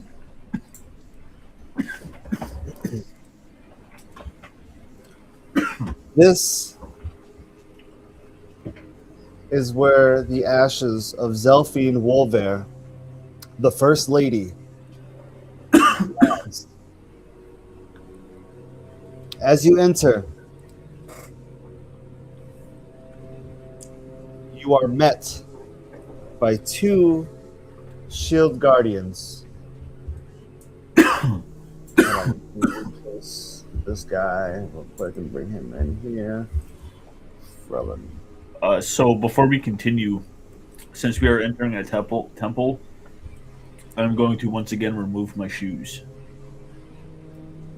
Okay. As you're doing that, Frelin looks over to you and he whispers to Horkin and says, "What's the deal with him and taking off his shoes? Is that a thing?"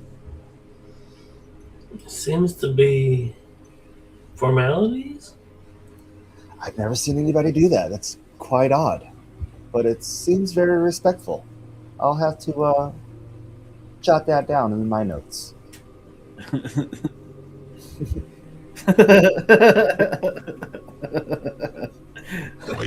takes off his fucking shoes. All right. As you do that, you are met by two shield guardians. The one on the left approaches first. "State your business here, travelers." You are here for the ashes of the elders. The second one comes in. "Ha! No one leaves here with the ashes of the elder. Are you stoned?" No one of us will be leaving here. All of us will be leaving here, and you won't only getting out of my way, for I am Tormach. And if you cross me, you shall remember my name. Hold on, wait a minute. I'm gonna like jump out in front, in between everybody, and be like, "Wait a minute! Before we fight, does anyone know the Muffin Man?" The Muffin Man. I could sure go for a muffin, Frelin says. Do you have any? We'll get to that. Just I need this to not go bad. I have no time for these pleasantries. Frelin steps forward and he opens his hand. There's nothing in it. I need you all to roll an insight, please. Oh.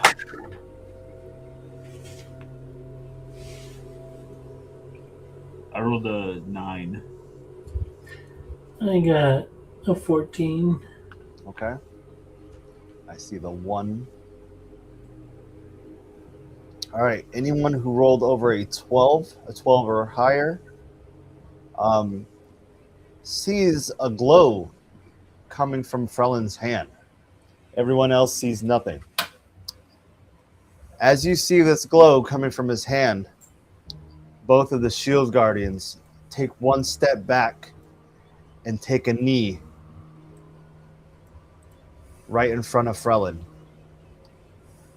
They do not speak. They stand up and they clear the way. They realize that he is an elder.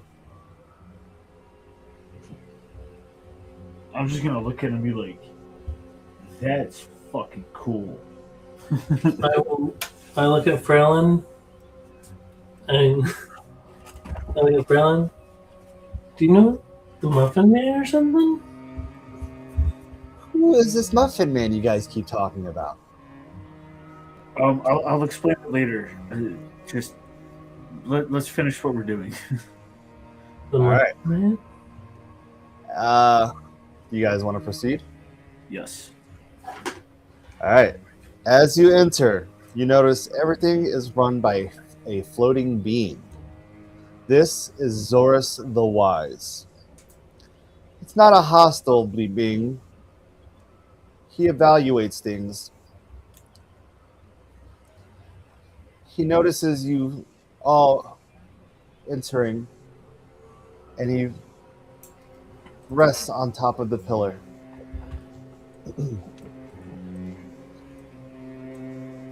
He looks at oh shit. He looks at Horkin and he says, "You seek power, born of death. Why?" And he starts flying around a little bit more closer to you guys.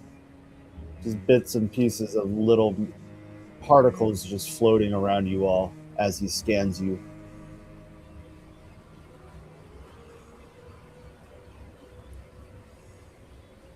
Why do you seek the power of born death? I'd like to step forward and I'm gonna explain from my side about the battle and how when my friends here had found me, I was in a pile of dead bodies, yet I was not dead.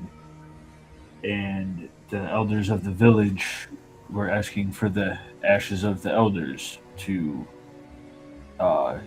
defeat the Dark One. And we are only here to collect the ashes to fulfill this. He scans you.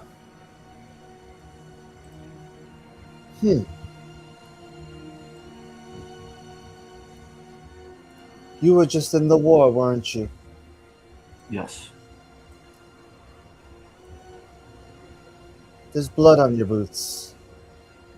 I'm not wearing my boots. He realizes that your feet are very dirty. And apologizes that he made the mistake. If you would like to wash, you may use the temple water to wash yourself. Oh, I'm sorry. You're good. No, you're good. No, you're good. I'll just nod in acknowledgement. All right. You will find water at each pillar. I'm just gonna go to Those- the closest pillar. He goes over to Torbach and starts scanning Torbach. I'm not sure I've ever seen your kind before. What are you, my good sir? I am the of the Diasoul, descendants of ancient. I have not seen anything of your likeness either. I am not from this world. I believe I was created, but it's unknown to my knowledge. I would love to study you. You have markings I've never seen before. Very intricate.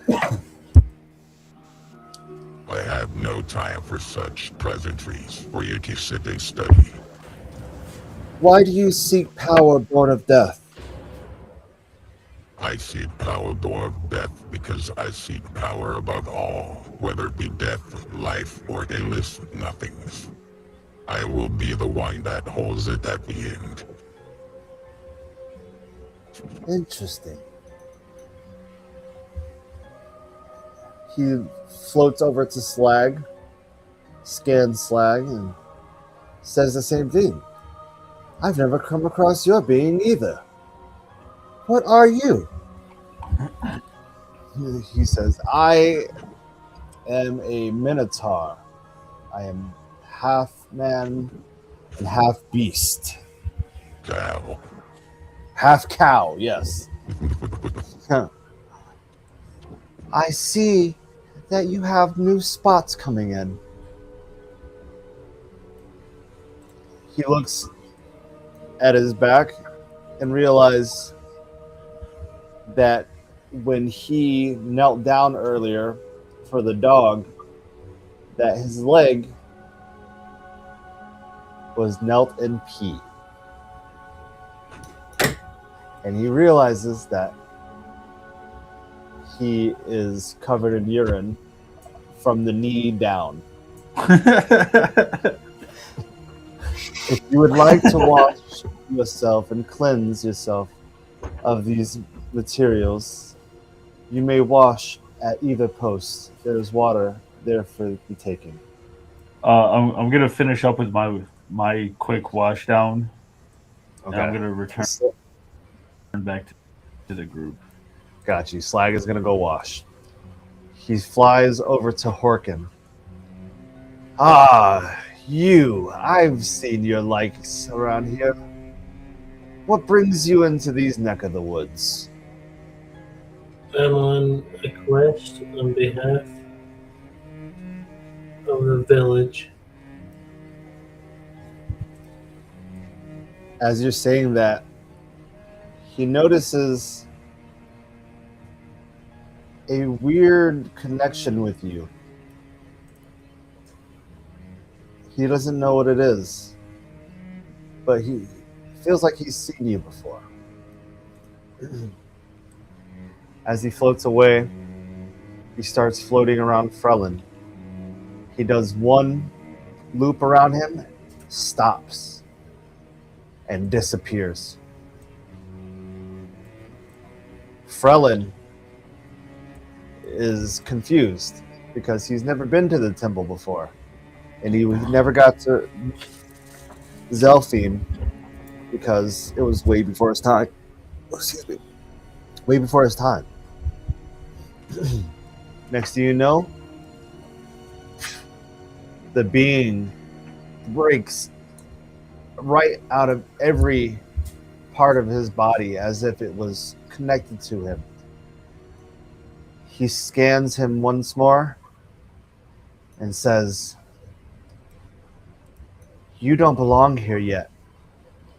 We shall see you in the future."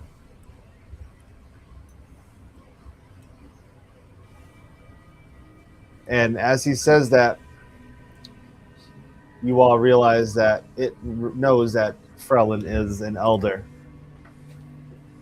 And because of that very fact, it flies up towards the pillar.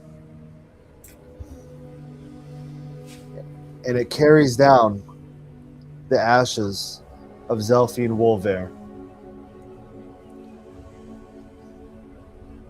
He comes down, and it floats right here.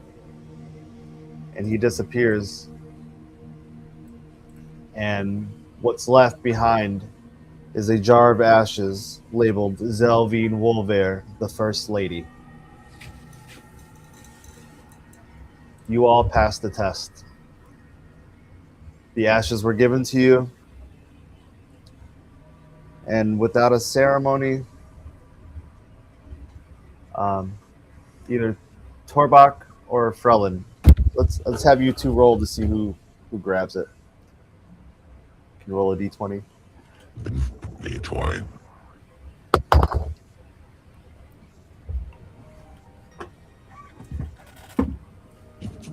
5. Okay. Well, Frelin rolled a 15, so he will hold the ashes. Thank you, Frelin. Of course, I've always wanted to meet her. Maybe one day I can. This is an epic day for me. You have no idea. Gorkan looks over to Severus' grave. He's like, who is the Muffin Man? As you guys are all focused on Frelin, Slag comes out from the pillar where the water was, dripping wet of water. Slag has no idea how to take a bath in such things out here. Just decided to wet every bit of his body, so now he's just soaking wet.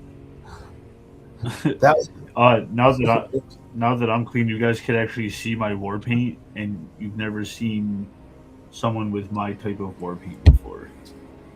Slag is taken back a little and says, I thought it was just dirt on your face. No, there was war paint underneath there too. Well, I think that gets us one step closer to collecting these ashes. That makes 2 and 1 living ash. That's That's right. 3 down, I suppose. Yes. Yeah. All right. I suppose we should leave and head on to our next ones. As you all walk out, Frelin walks towards the pillar, and Zorus appears once more, and Frelin says, I will see you soon, brother. And he disappears. And then you guys all just look in confusion as Frelin just hops his way out of the building. You guys see that? Slow down. I'm just gonna follow suit. Okay. You are all heading out of the temple. Which direction would you like to go? I think we should hit the Hubble rain tick. Okay.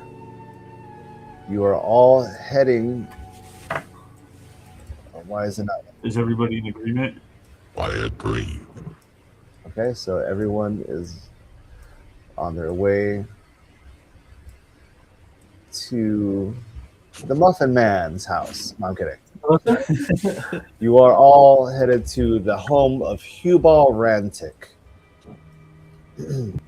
Let's move Torbach over. Torbach. Okay. Hubal. You are all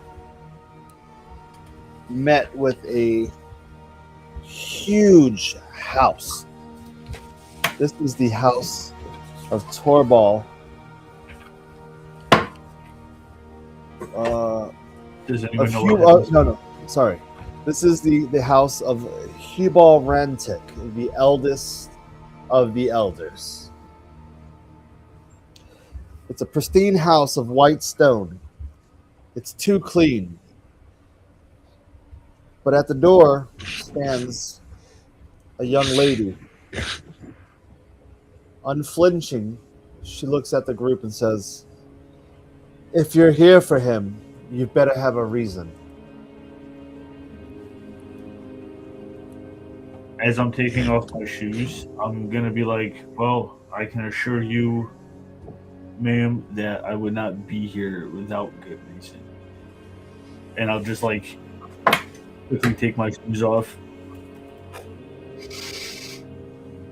As you're doing that, she gives you the weirdest look and is wondering why you're taking off your shoes inside the home, because no one does that here. So it's fairly foreign in her eyes. Does she want to ask me what the hell I'm doing? Why are you taking your shoes off? You know, this whole time I've been waiting for someone to ask. Where I come from, as warriors, we do not wear our footwear in the house.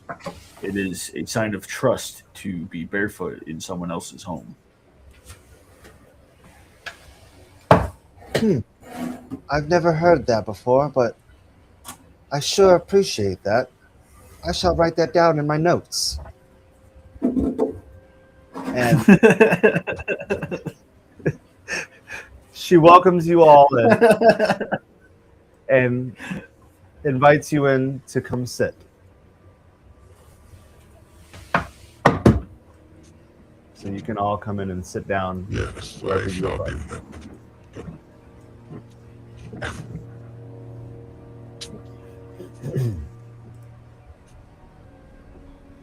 All right, Severus, you be here. All right, there you go. You got it? All right. Yeah. Okay. You all come from my father's ashes, I suppose. Indeed. Times have Yes, been... I'm sorry? we must use them to fight a deadly evil right now. Do you want to know how many times I have been asked this question? I'm not necessarily asking. I'm just allowing you the option to follow suit and cooperate and help your fellow town stay alive. Why do you all deserve what he left behind? I deserve nothing more than death. But I am at least trying to help with the time that I am still here with. She is thrown off by your answer and is not sure why you would want death, but understands that it is something that is part of the culture. So she nods her head to Torbach in agreement, and looks over to Horkin. Why do you deserve what he left behind? To me, Yes. I don't deserve anything, but I'd like to request. Whether or not you fulfill my request is entirely up to you. I can't really force your hand at this, but I just know it would help the villages, the people, the nation. It'd save a whole lot of bloodshed for just a minimum amount of time. Right where everyone is sat down, in front of you is a glass, an empty glass. She's going to come around with hot tea, and if anyone would like some, she's going to give everyone tea. Slag passes. Severus, I will take some. she pours your tea. Horkin, Yes, please. tea. Torbach, I have no time for such pleasantries. it would behoove of you to take this drink, sir. If not, that is on your own volition. I'm sorry, I haven't the time to enjoy this. So be it. She walks on and asks Frelin. And as she starts talking to him, she realizes who he is and falls down to her knees and says, "Oh, young one, to be in your honor, to to be in your presence. She's flabbergasted. She has no idea what to say. She's trying to stumble upon saying how thankful and what an honor it is to see Frelin in the flesh, for she has not seen an elder ever in the flesh. And so she breaks down instantly and starts crying at his feet. Frelin puts his hand on her, and as he touches her, she is struck with a vision of her father. It's a memory of their last time together, going out to dinner. It was a happy memory. As he lifts his hand off of her, she comes back and realizes what he's done. She says, "Thank you." Orkan notices this and takes out a cloth and sets it on the table, setting his teacup on it, not drinking from it. Those who drank the tea, Frelin, Horkin, Severus, you all feel rejuvenated. And as you finish your last sip, you all gain 1 hit point. This is a healing tea. Should I add it as a temp hit point? You can yes, you can add it into your sheet. Nuba is very excited with the opportunity of meeting an elder, and without hesitation, she runs back to the room. And when she returns, she has the jar with the remains of Hubal Rantic, the eldest elder. Even though she was not very happy with her first interaction with Torbach, something was taken over by her when she saw the image of her father, and something called to her and brought her to you and says, "My father wants you to hold him." Thank you for making a correct choice. Please take care of him. I will. Israel. Thank you. It has been a pleasure meeting you all. I must return to my duties now. I will see you all out. As she's walking us out, I would I'm gonna kind of like just gently grab her wrist, and I'm gonna just tell her we will return what we have taken. Thank you. As you all are walking out, Frelin is the last to go through. She looks at him and gives him a big hug and says, "Please take care of them and the elders." He looks at her, nods her head, and you all leave the house with another jar of ashes. All right. That leads you all to your last location, Delvor Factory.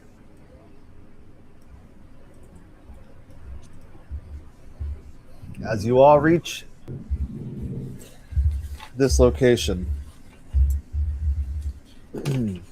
you notice that this one doesn't look like any of the others. This one seems eerie, like as if nobody gave any attention to this place.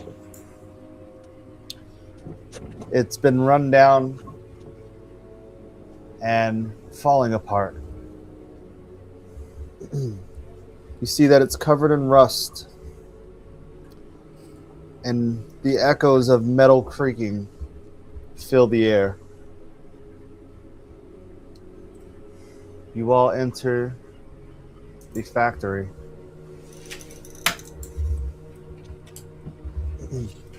And you notice that this is not just a random factory. It is a metal facility creating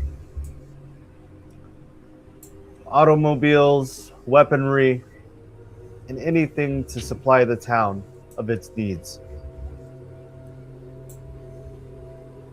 I will not. As be you taking all- my shoes off. As you all enter, I need you all to roll me an insight check, please. Motherfucker. You're going to jail. Drop my gum.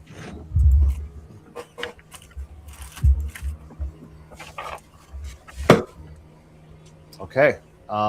Anyone who rolled 10 and under does not see anything. Anybody 11 and above? Did anybody roll that? I rolled a 7. I rolled a 15. 15? Torbach? I got a 5. All right. You all do not see anything. But Horkin, you see something move where nothing should. It disappears and reappears a few times. You're the only one that sees this.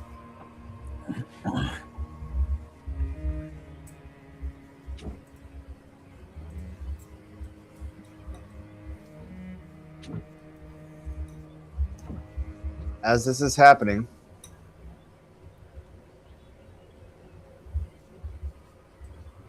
you catch it, one more glimpse of it disappearing.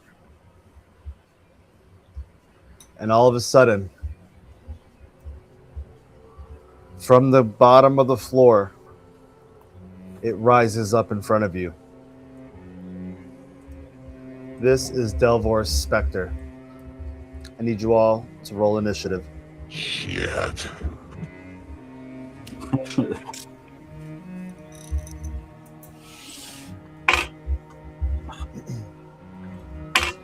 Yeah. You're going to jail too.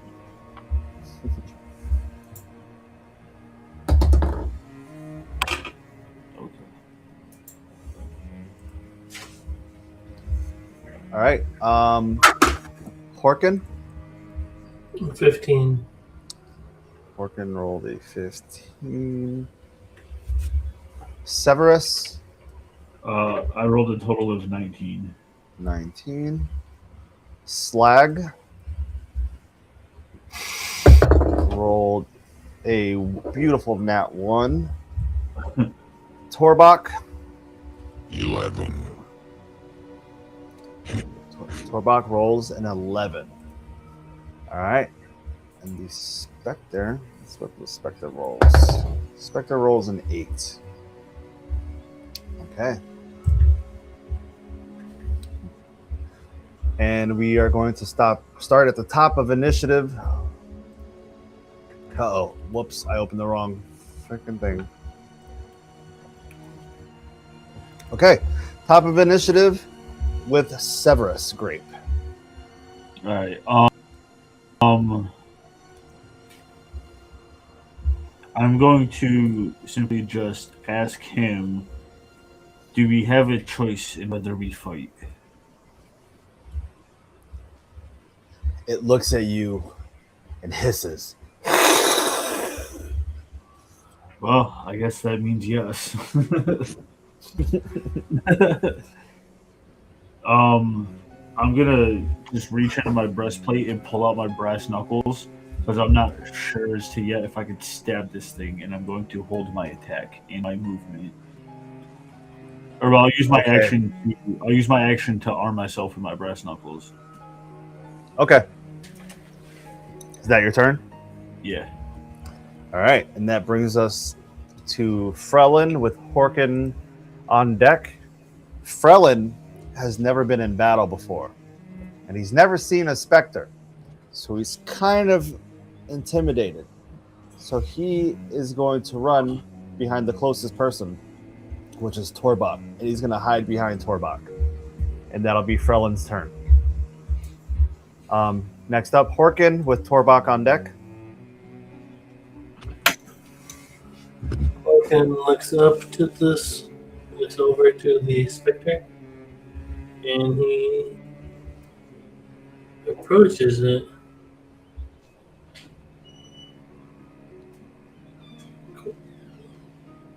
As you approach, I need you to roll me a dex save, please. Alright, DC 12. hold on a second. I'm here issue real quick. Can you say that again? I need you to roll a DC 12 saving throw. What is the Dex save. Dex save. button not appearing again? Oh. One moment, my computer's giving me a little trouble. I didn't hear what DC you said, so I'm gonna roll. DC 12. Net 20. Nat 20 again, dude. Huzzah. Holy shit, dude. Huzzahs in the chat. Huzzah! Jesus, dude, that's like your third one tonight. Right, share some for the rest of us. Wow. All right. So you roll a nat 20.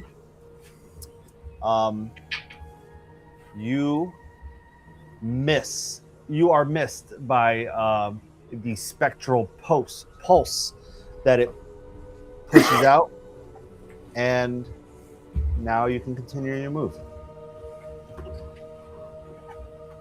I am up close to the creature, and I stare at it. It stares back.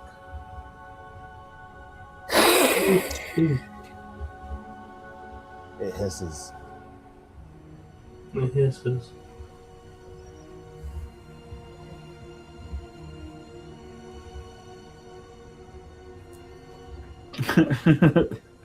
Stroking my beard further, I walk away from the creature. As that is half my movement. All right. As you walk away, it gets an attack of opportunity. Attack of opportunity. Yes. It rolled a 3.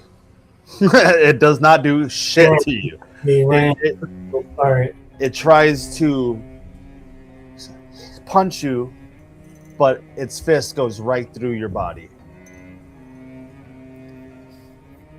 All right. Is that your turn? I'm going to check to see if I have any good bonus actions I can do.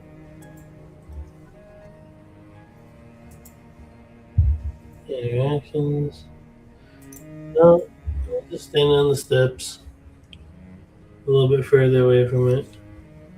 Okay. I gotta make sure I get my distance in though.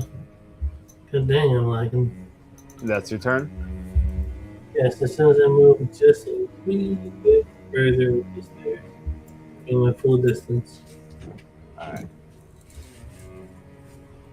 Okay. Well, that brings us up to Torbok with the Spectre on deck. Moving toward him, attempting a grapple. Are you kidding me? That was almost. Oh, I also need you to roll me a dex save, please. correct.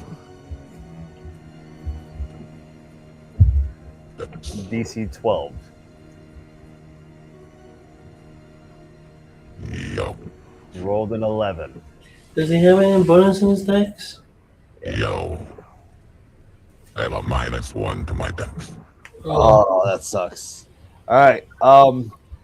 But that's why I have a bonus action that I would like to sway on. It's just a regular attack. That still misses. I go cheek on him and punch him.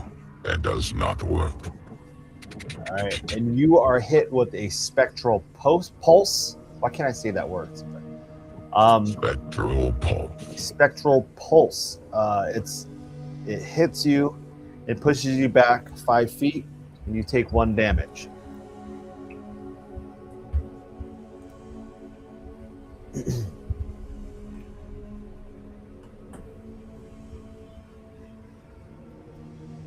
Ah, damn it. Somebody give the spade.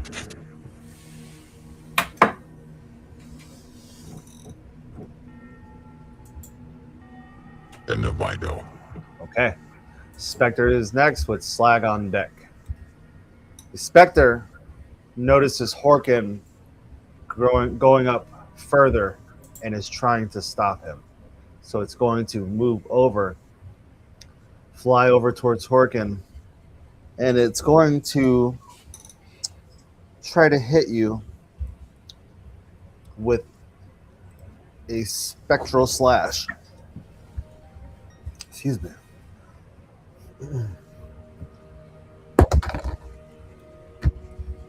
It misses completely. Goes right through your body yet again.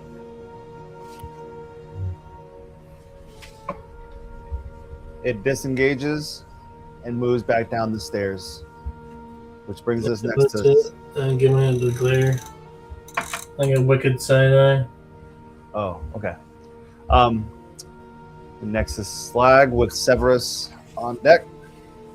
Slag is going to rush the Spectre and try to kick him, but he needs to roll a dex save first as he gets closer. And he rolls a 15. So the spectral pulse is released. It misses, and Slag kicks the Spectre with its hind legs. And it lands. And what is a d6? 1d6. And it gives 4 damage, but because it is a Spectre, it only takes half damage on non-magical attacks. So he takes 2 damage. Slag is going to disengage, move back, and that will be his turn. Which brings us to Severus and Frelin on deck. Let me get up in this shit real quick. Alright, I'm gonna run towards the Spectre. And then I'm going to do an unarmed attack. I need you to roll a dex save first. Yeah, dex is a total of 12. Oh, you just hit it. You're good. You are safe. It misses you. Continue. Okay. Alright, so I'm gonna do an unarmed attack.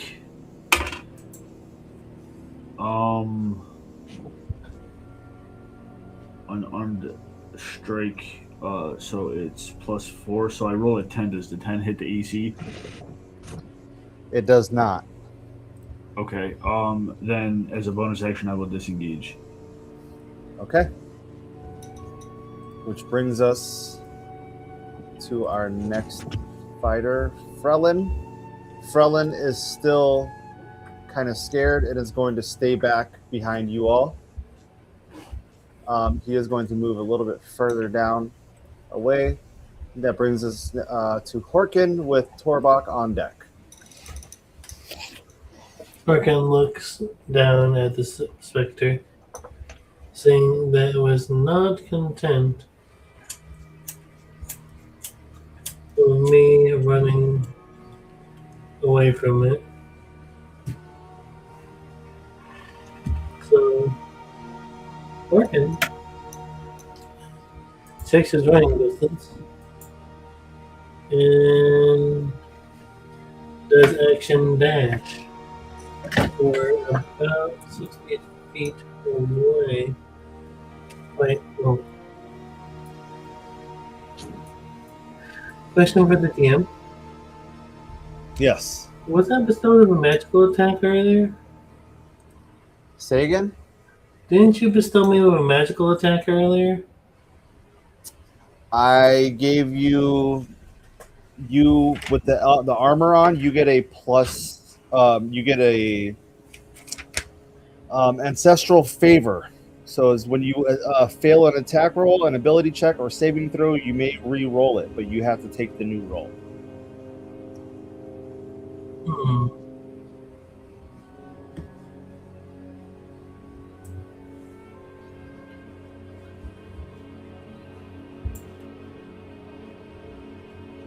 Zoom in real quick and pan around real fast. Disregard what you are seeing behind the curtain.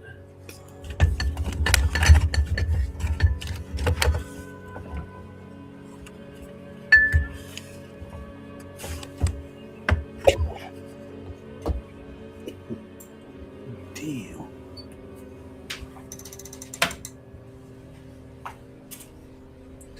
While I see everyone is attacking the spectre, and that it is a decent amount away, I walk, not a dash, but a normal walk 30 feet away. Which should be right here if I'm diagonally. Oh, around this pile of stuff. Okay. And I end my turn at a distance. All right. Next up is Torbach with Spectre on deck. But then I'm going to move up and then attempt a grapple. Okay. Create another deck setting. No, only on the first attack. Oh, motherfuckers! Huzzah. Dude, Huzzah. holy shit. Fucking nat 20. All right. That is going to be a crit. Tell me what you want to do. They are grappled. I want you bite off the head. Wow. Wow. Well, Total 14. shit. Okay, so Torbach, out of frustration and confusion, goes and somehow he's able to wrap his arms around the specter. No one has ever seen anybody do this before. Okay, as he's doing it, he squeezes and squeezes, and you can see the specter is starting to struggle. As it jerks back its neck, Torbach sees the opportunity and chomps down on it, ripping apart his neck. The specter disappears. And in its place, a jar of ashes. These are the ashes of Delvor the Insane.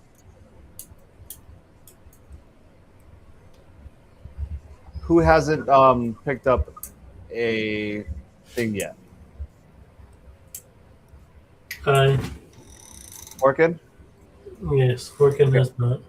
Orkin, I need you to pick up these ashes, please.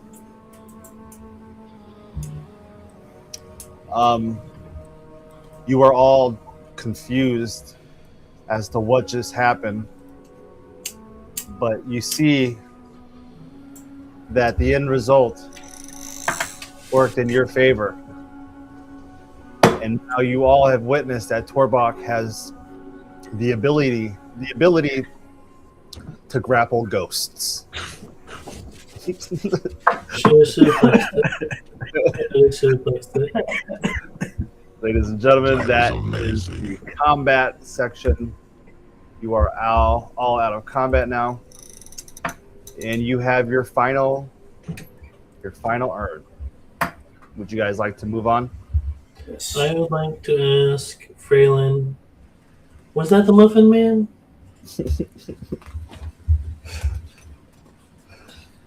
Oh my I was god. gonna shoot Mr. Horbach a look and be like, "It doesn't fucking exist." The Muffin Man? All right. You are all on your way to the temple. Or not the temple, to the shrine. Which is not placed on this map. It's just pretend it's like all the way back here, okay? You guys Got are you. walking up. You guys are met with a giant hill, a monstrosity that you've never seen before. The biggest hill that you've ever seen with your eyes. Frelin looks at it, looks up. He says, "You guys ready?" And he starts heading up. I was born ready as soon as they gave me the name Torbach. Torbach. Torbach. Torbach. Torbach. Torbach. That is my name.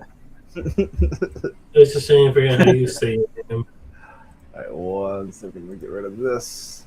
Shit, I mean, I need to get.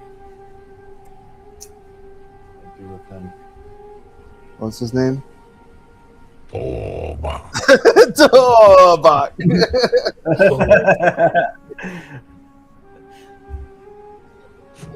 Oh fuck. Oh shit! It's over here. Targets. Players. I need a.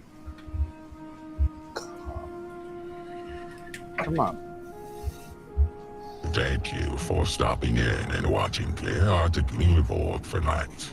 Share to a nerd in need of sending him being in technical difficulties.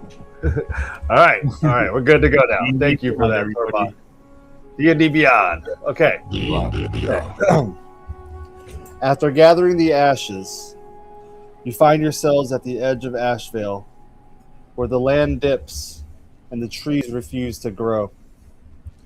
A circular clearing lies before you, its earth blackened and coated in fine ash, surrounded by cracked stone pillars that feel less abandoned and more used. For a moment, it feels like something is watching from beneath the stone. At the center rests a worn stone platform etched with faint runes and marked with several shallow indentations. Let me highlight you guys real quick.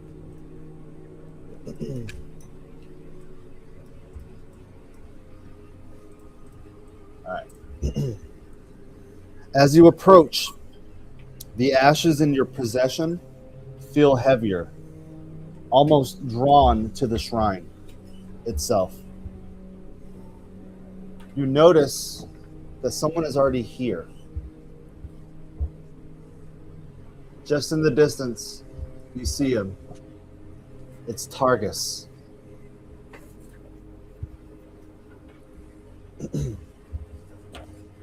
Targus, it is good to see you fully clothed. Yes. I apologize for that. We have the items that we were sent to retrieve. I see. As you say that, you all realize what is to be done. You all each head to a glowing platform. So we'll put Slag here. Frelin can go here. And then you three can pick where you'd like to go. There's 2 open, 3 open. Hold on. All right, Severus, you take the last one. All right.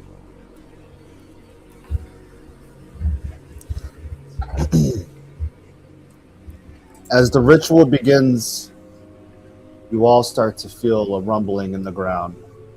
The earth feels like it's shaking, but nothing around you is moving. As it reaches its peak, the ashes of the elders begin to stir. lifting gently from the pillar and swirling together in the air.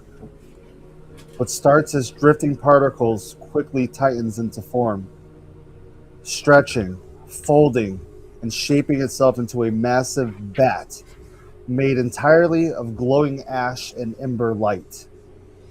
Its wings spread wide, each movement carrying the weight and the presence of the fallen elders, their essence pulsing through it like a heartbeat.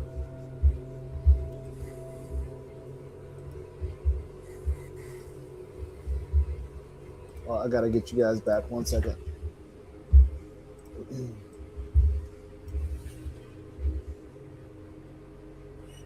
Control copy. Okay. Let's get you all in respected spots.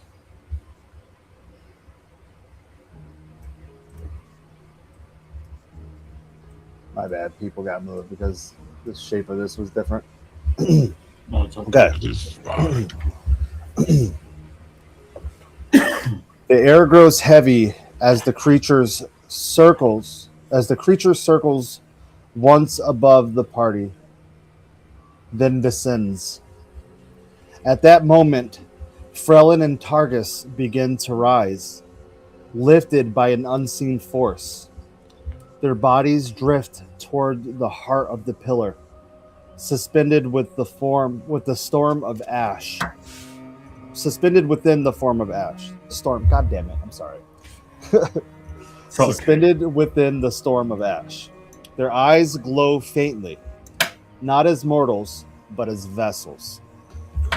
Frelin turns, his gaze finding Severus. Severus. Keep this. It should keep you out of the pit. Check on my parents from time to time, though. Please? I'm gonna put my hand over my chest, and I will give you my word.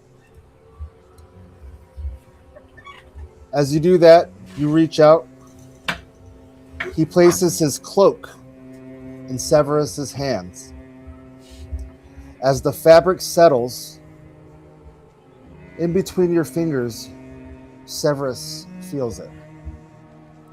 It's light, whisper thin, wrong in the way powerful things are.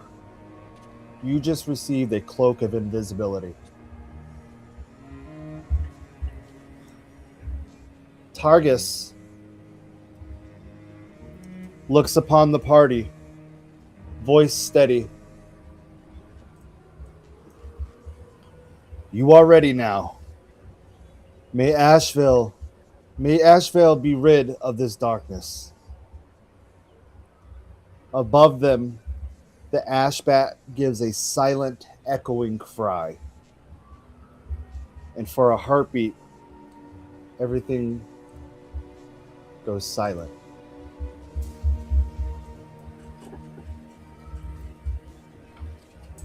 Then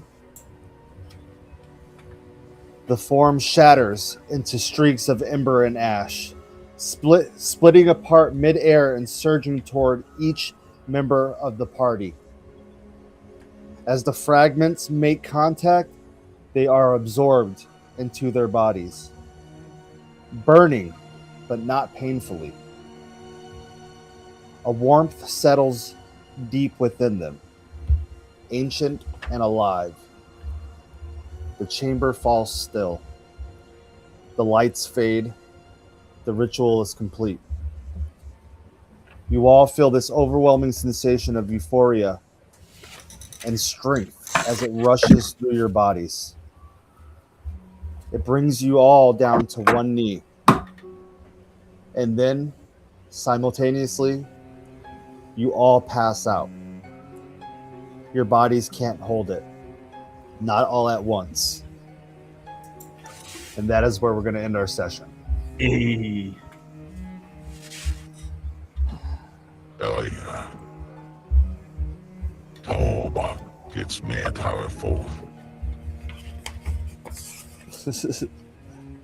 Damn the altar, though. I did hear that. He damned it.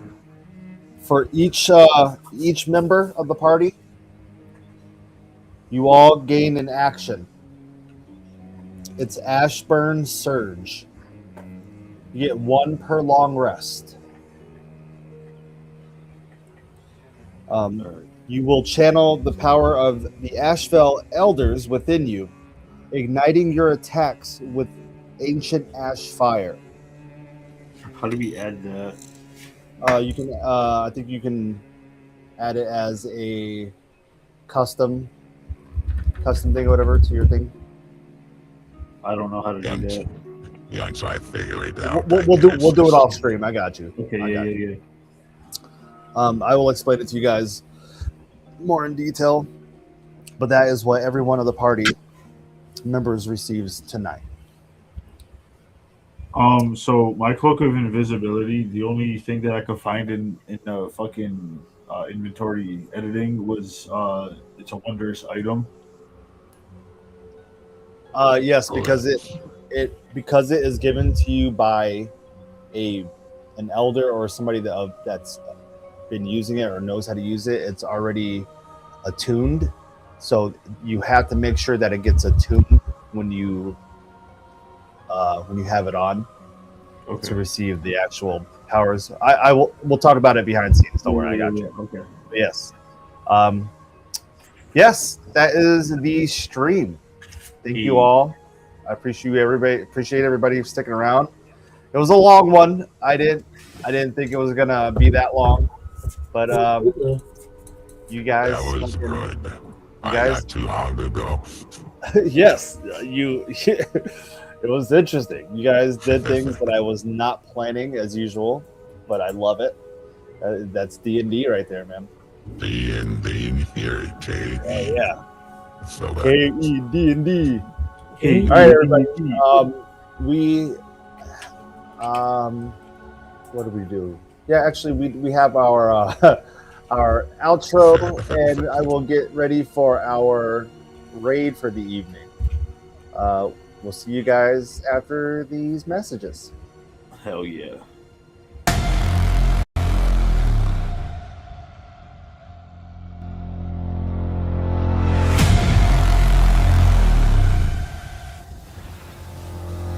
Kaotic Evil!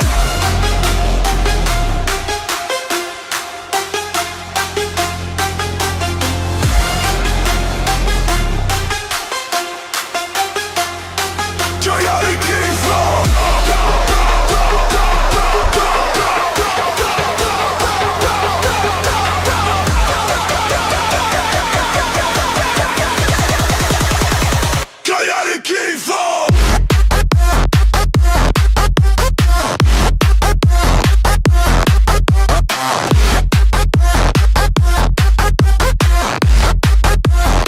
Kaotic Evil!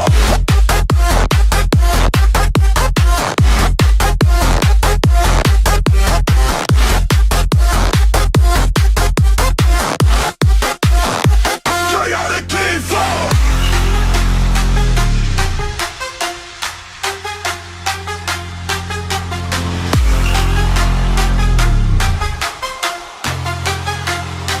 Kaotic Evil! Kaotic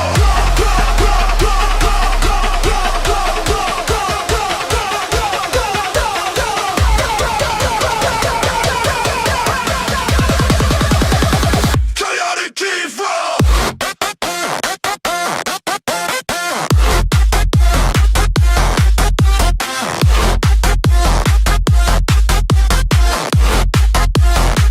Kaotic Evil!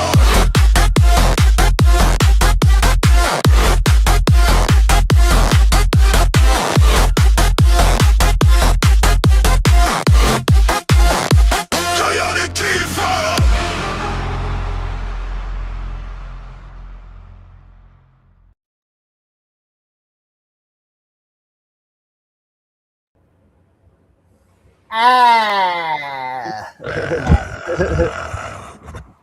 Dude, right at the end of that, like that last breakdown, before like the last whatever, it it just makes me think like in my head I see a cartoon and it's like and then it stops and then it's like what is he doing and then it goes I'm just picturing like Duke Nukem going around like shooting people.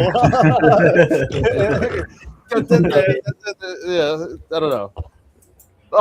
We want to thank everybody for coming out tonight. We appreciate it. This is something new to me as far as DMing and doing a campaign, so I appreciate everybody sticking around. We are going to be continuing another D&D session for the week tomorrow evening, 7:30 p.m. Eastern Time, with our head DM, King Nosneros, to continue our still unnamed campaign. He sounds like a great man. He is a great man. Tune in tomorrow, 7:30 p.m. for the continuation of Unknown. I love that. We have to name this. This will be a pulse, and I'm sure. Oh yeah. Dopus, we can't wait to hang out and see you tomorrow too. Either, man. We miss you, homie. Thank you for sticking around, dude. Yes, and Masuki will return to the land of the awake tomorrow. Hey, yeah, this guy, Mr. Narcolepsy over here. Yeah, I was tired. Masuki tired. Yeah, I was tired of that. Very tired. Tune in to catch up on all of that, and then watch all of our videos on YouTube at Chaotic Evil. Yes, it is now strictly just Chaotic Evil. If you look it up, it is just Chaotic Evil. You can look it up. It's so much easier. It's less confusing. So to our viewers, go watch our stuff on YouTube. It's evergreen. Evergreen. Yeah. All right. Tonight's raid, I figured we'd do a little bit things a little bit different here. We have we've been doing very small time people with very little viewers. This evening, I felt like maybe go like maybe medium. These people have a decent following. They are called Darling Creep Show. A bunch of D&D people. Some of them are in cosplay, some of them aren't, but they have 37 people in their chat right now. So let's go and show everybody some love. Show them the Chaotic Evil thing to do. Yeah, I mean. So without further ado, make sure you guys are here tomorrow evening, 7:30 p.m. Eastern Time, for the continuation of our second campaign. And stick around for more updates and everything. If you're around tomorrow, you will find out some more shit. Any final words, anybody? The next Tuesday will also be Behind the Chaos. Yes, it will be Behind the Chaos next Tuesday. So if you guys are around, please come by and come ask some questions and let's talk about what's gone on. All right. Counting Gray, Sheep LLC. So we are going to get ready for this raid. As always, thank you, and we love you. We hope to see you guys again. Sorry, I ate a lot of food while we were streaming. All right, I love you guys. So you know what to do. From all of us to all of you. Hey. All right, everybody. You guys have a good night. We will see you tomorrow.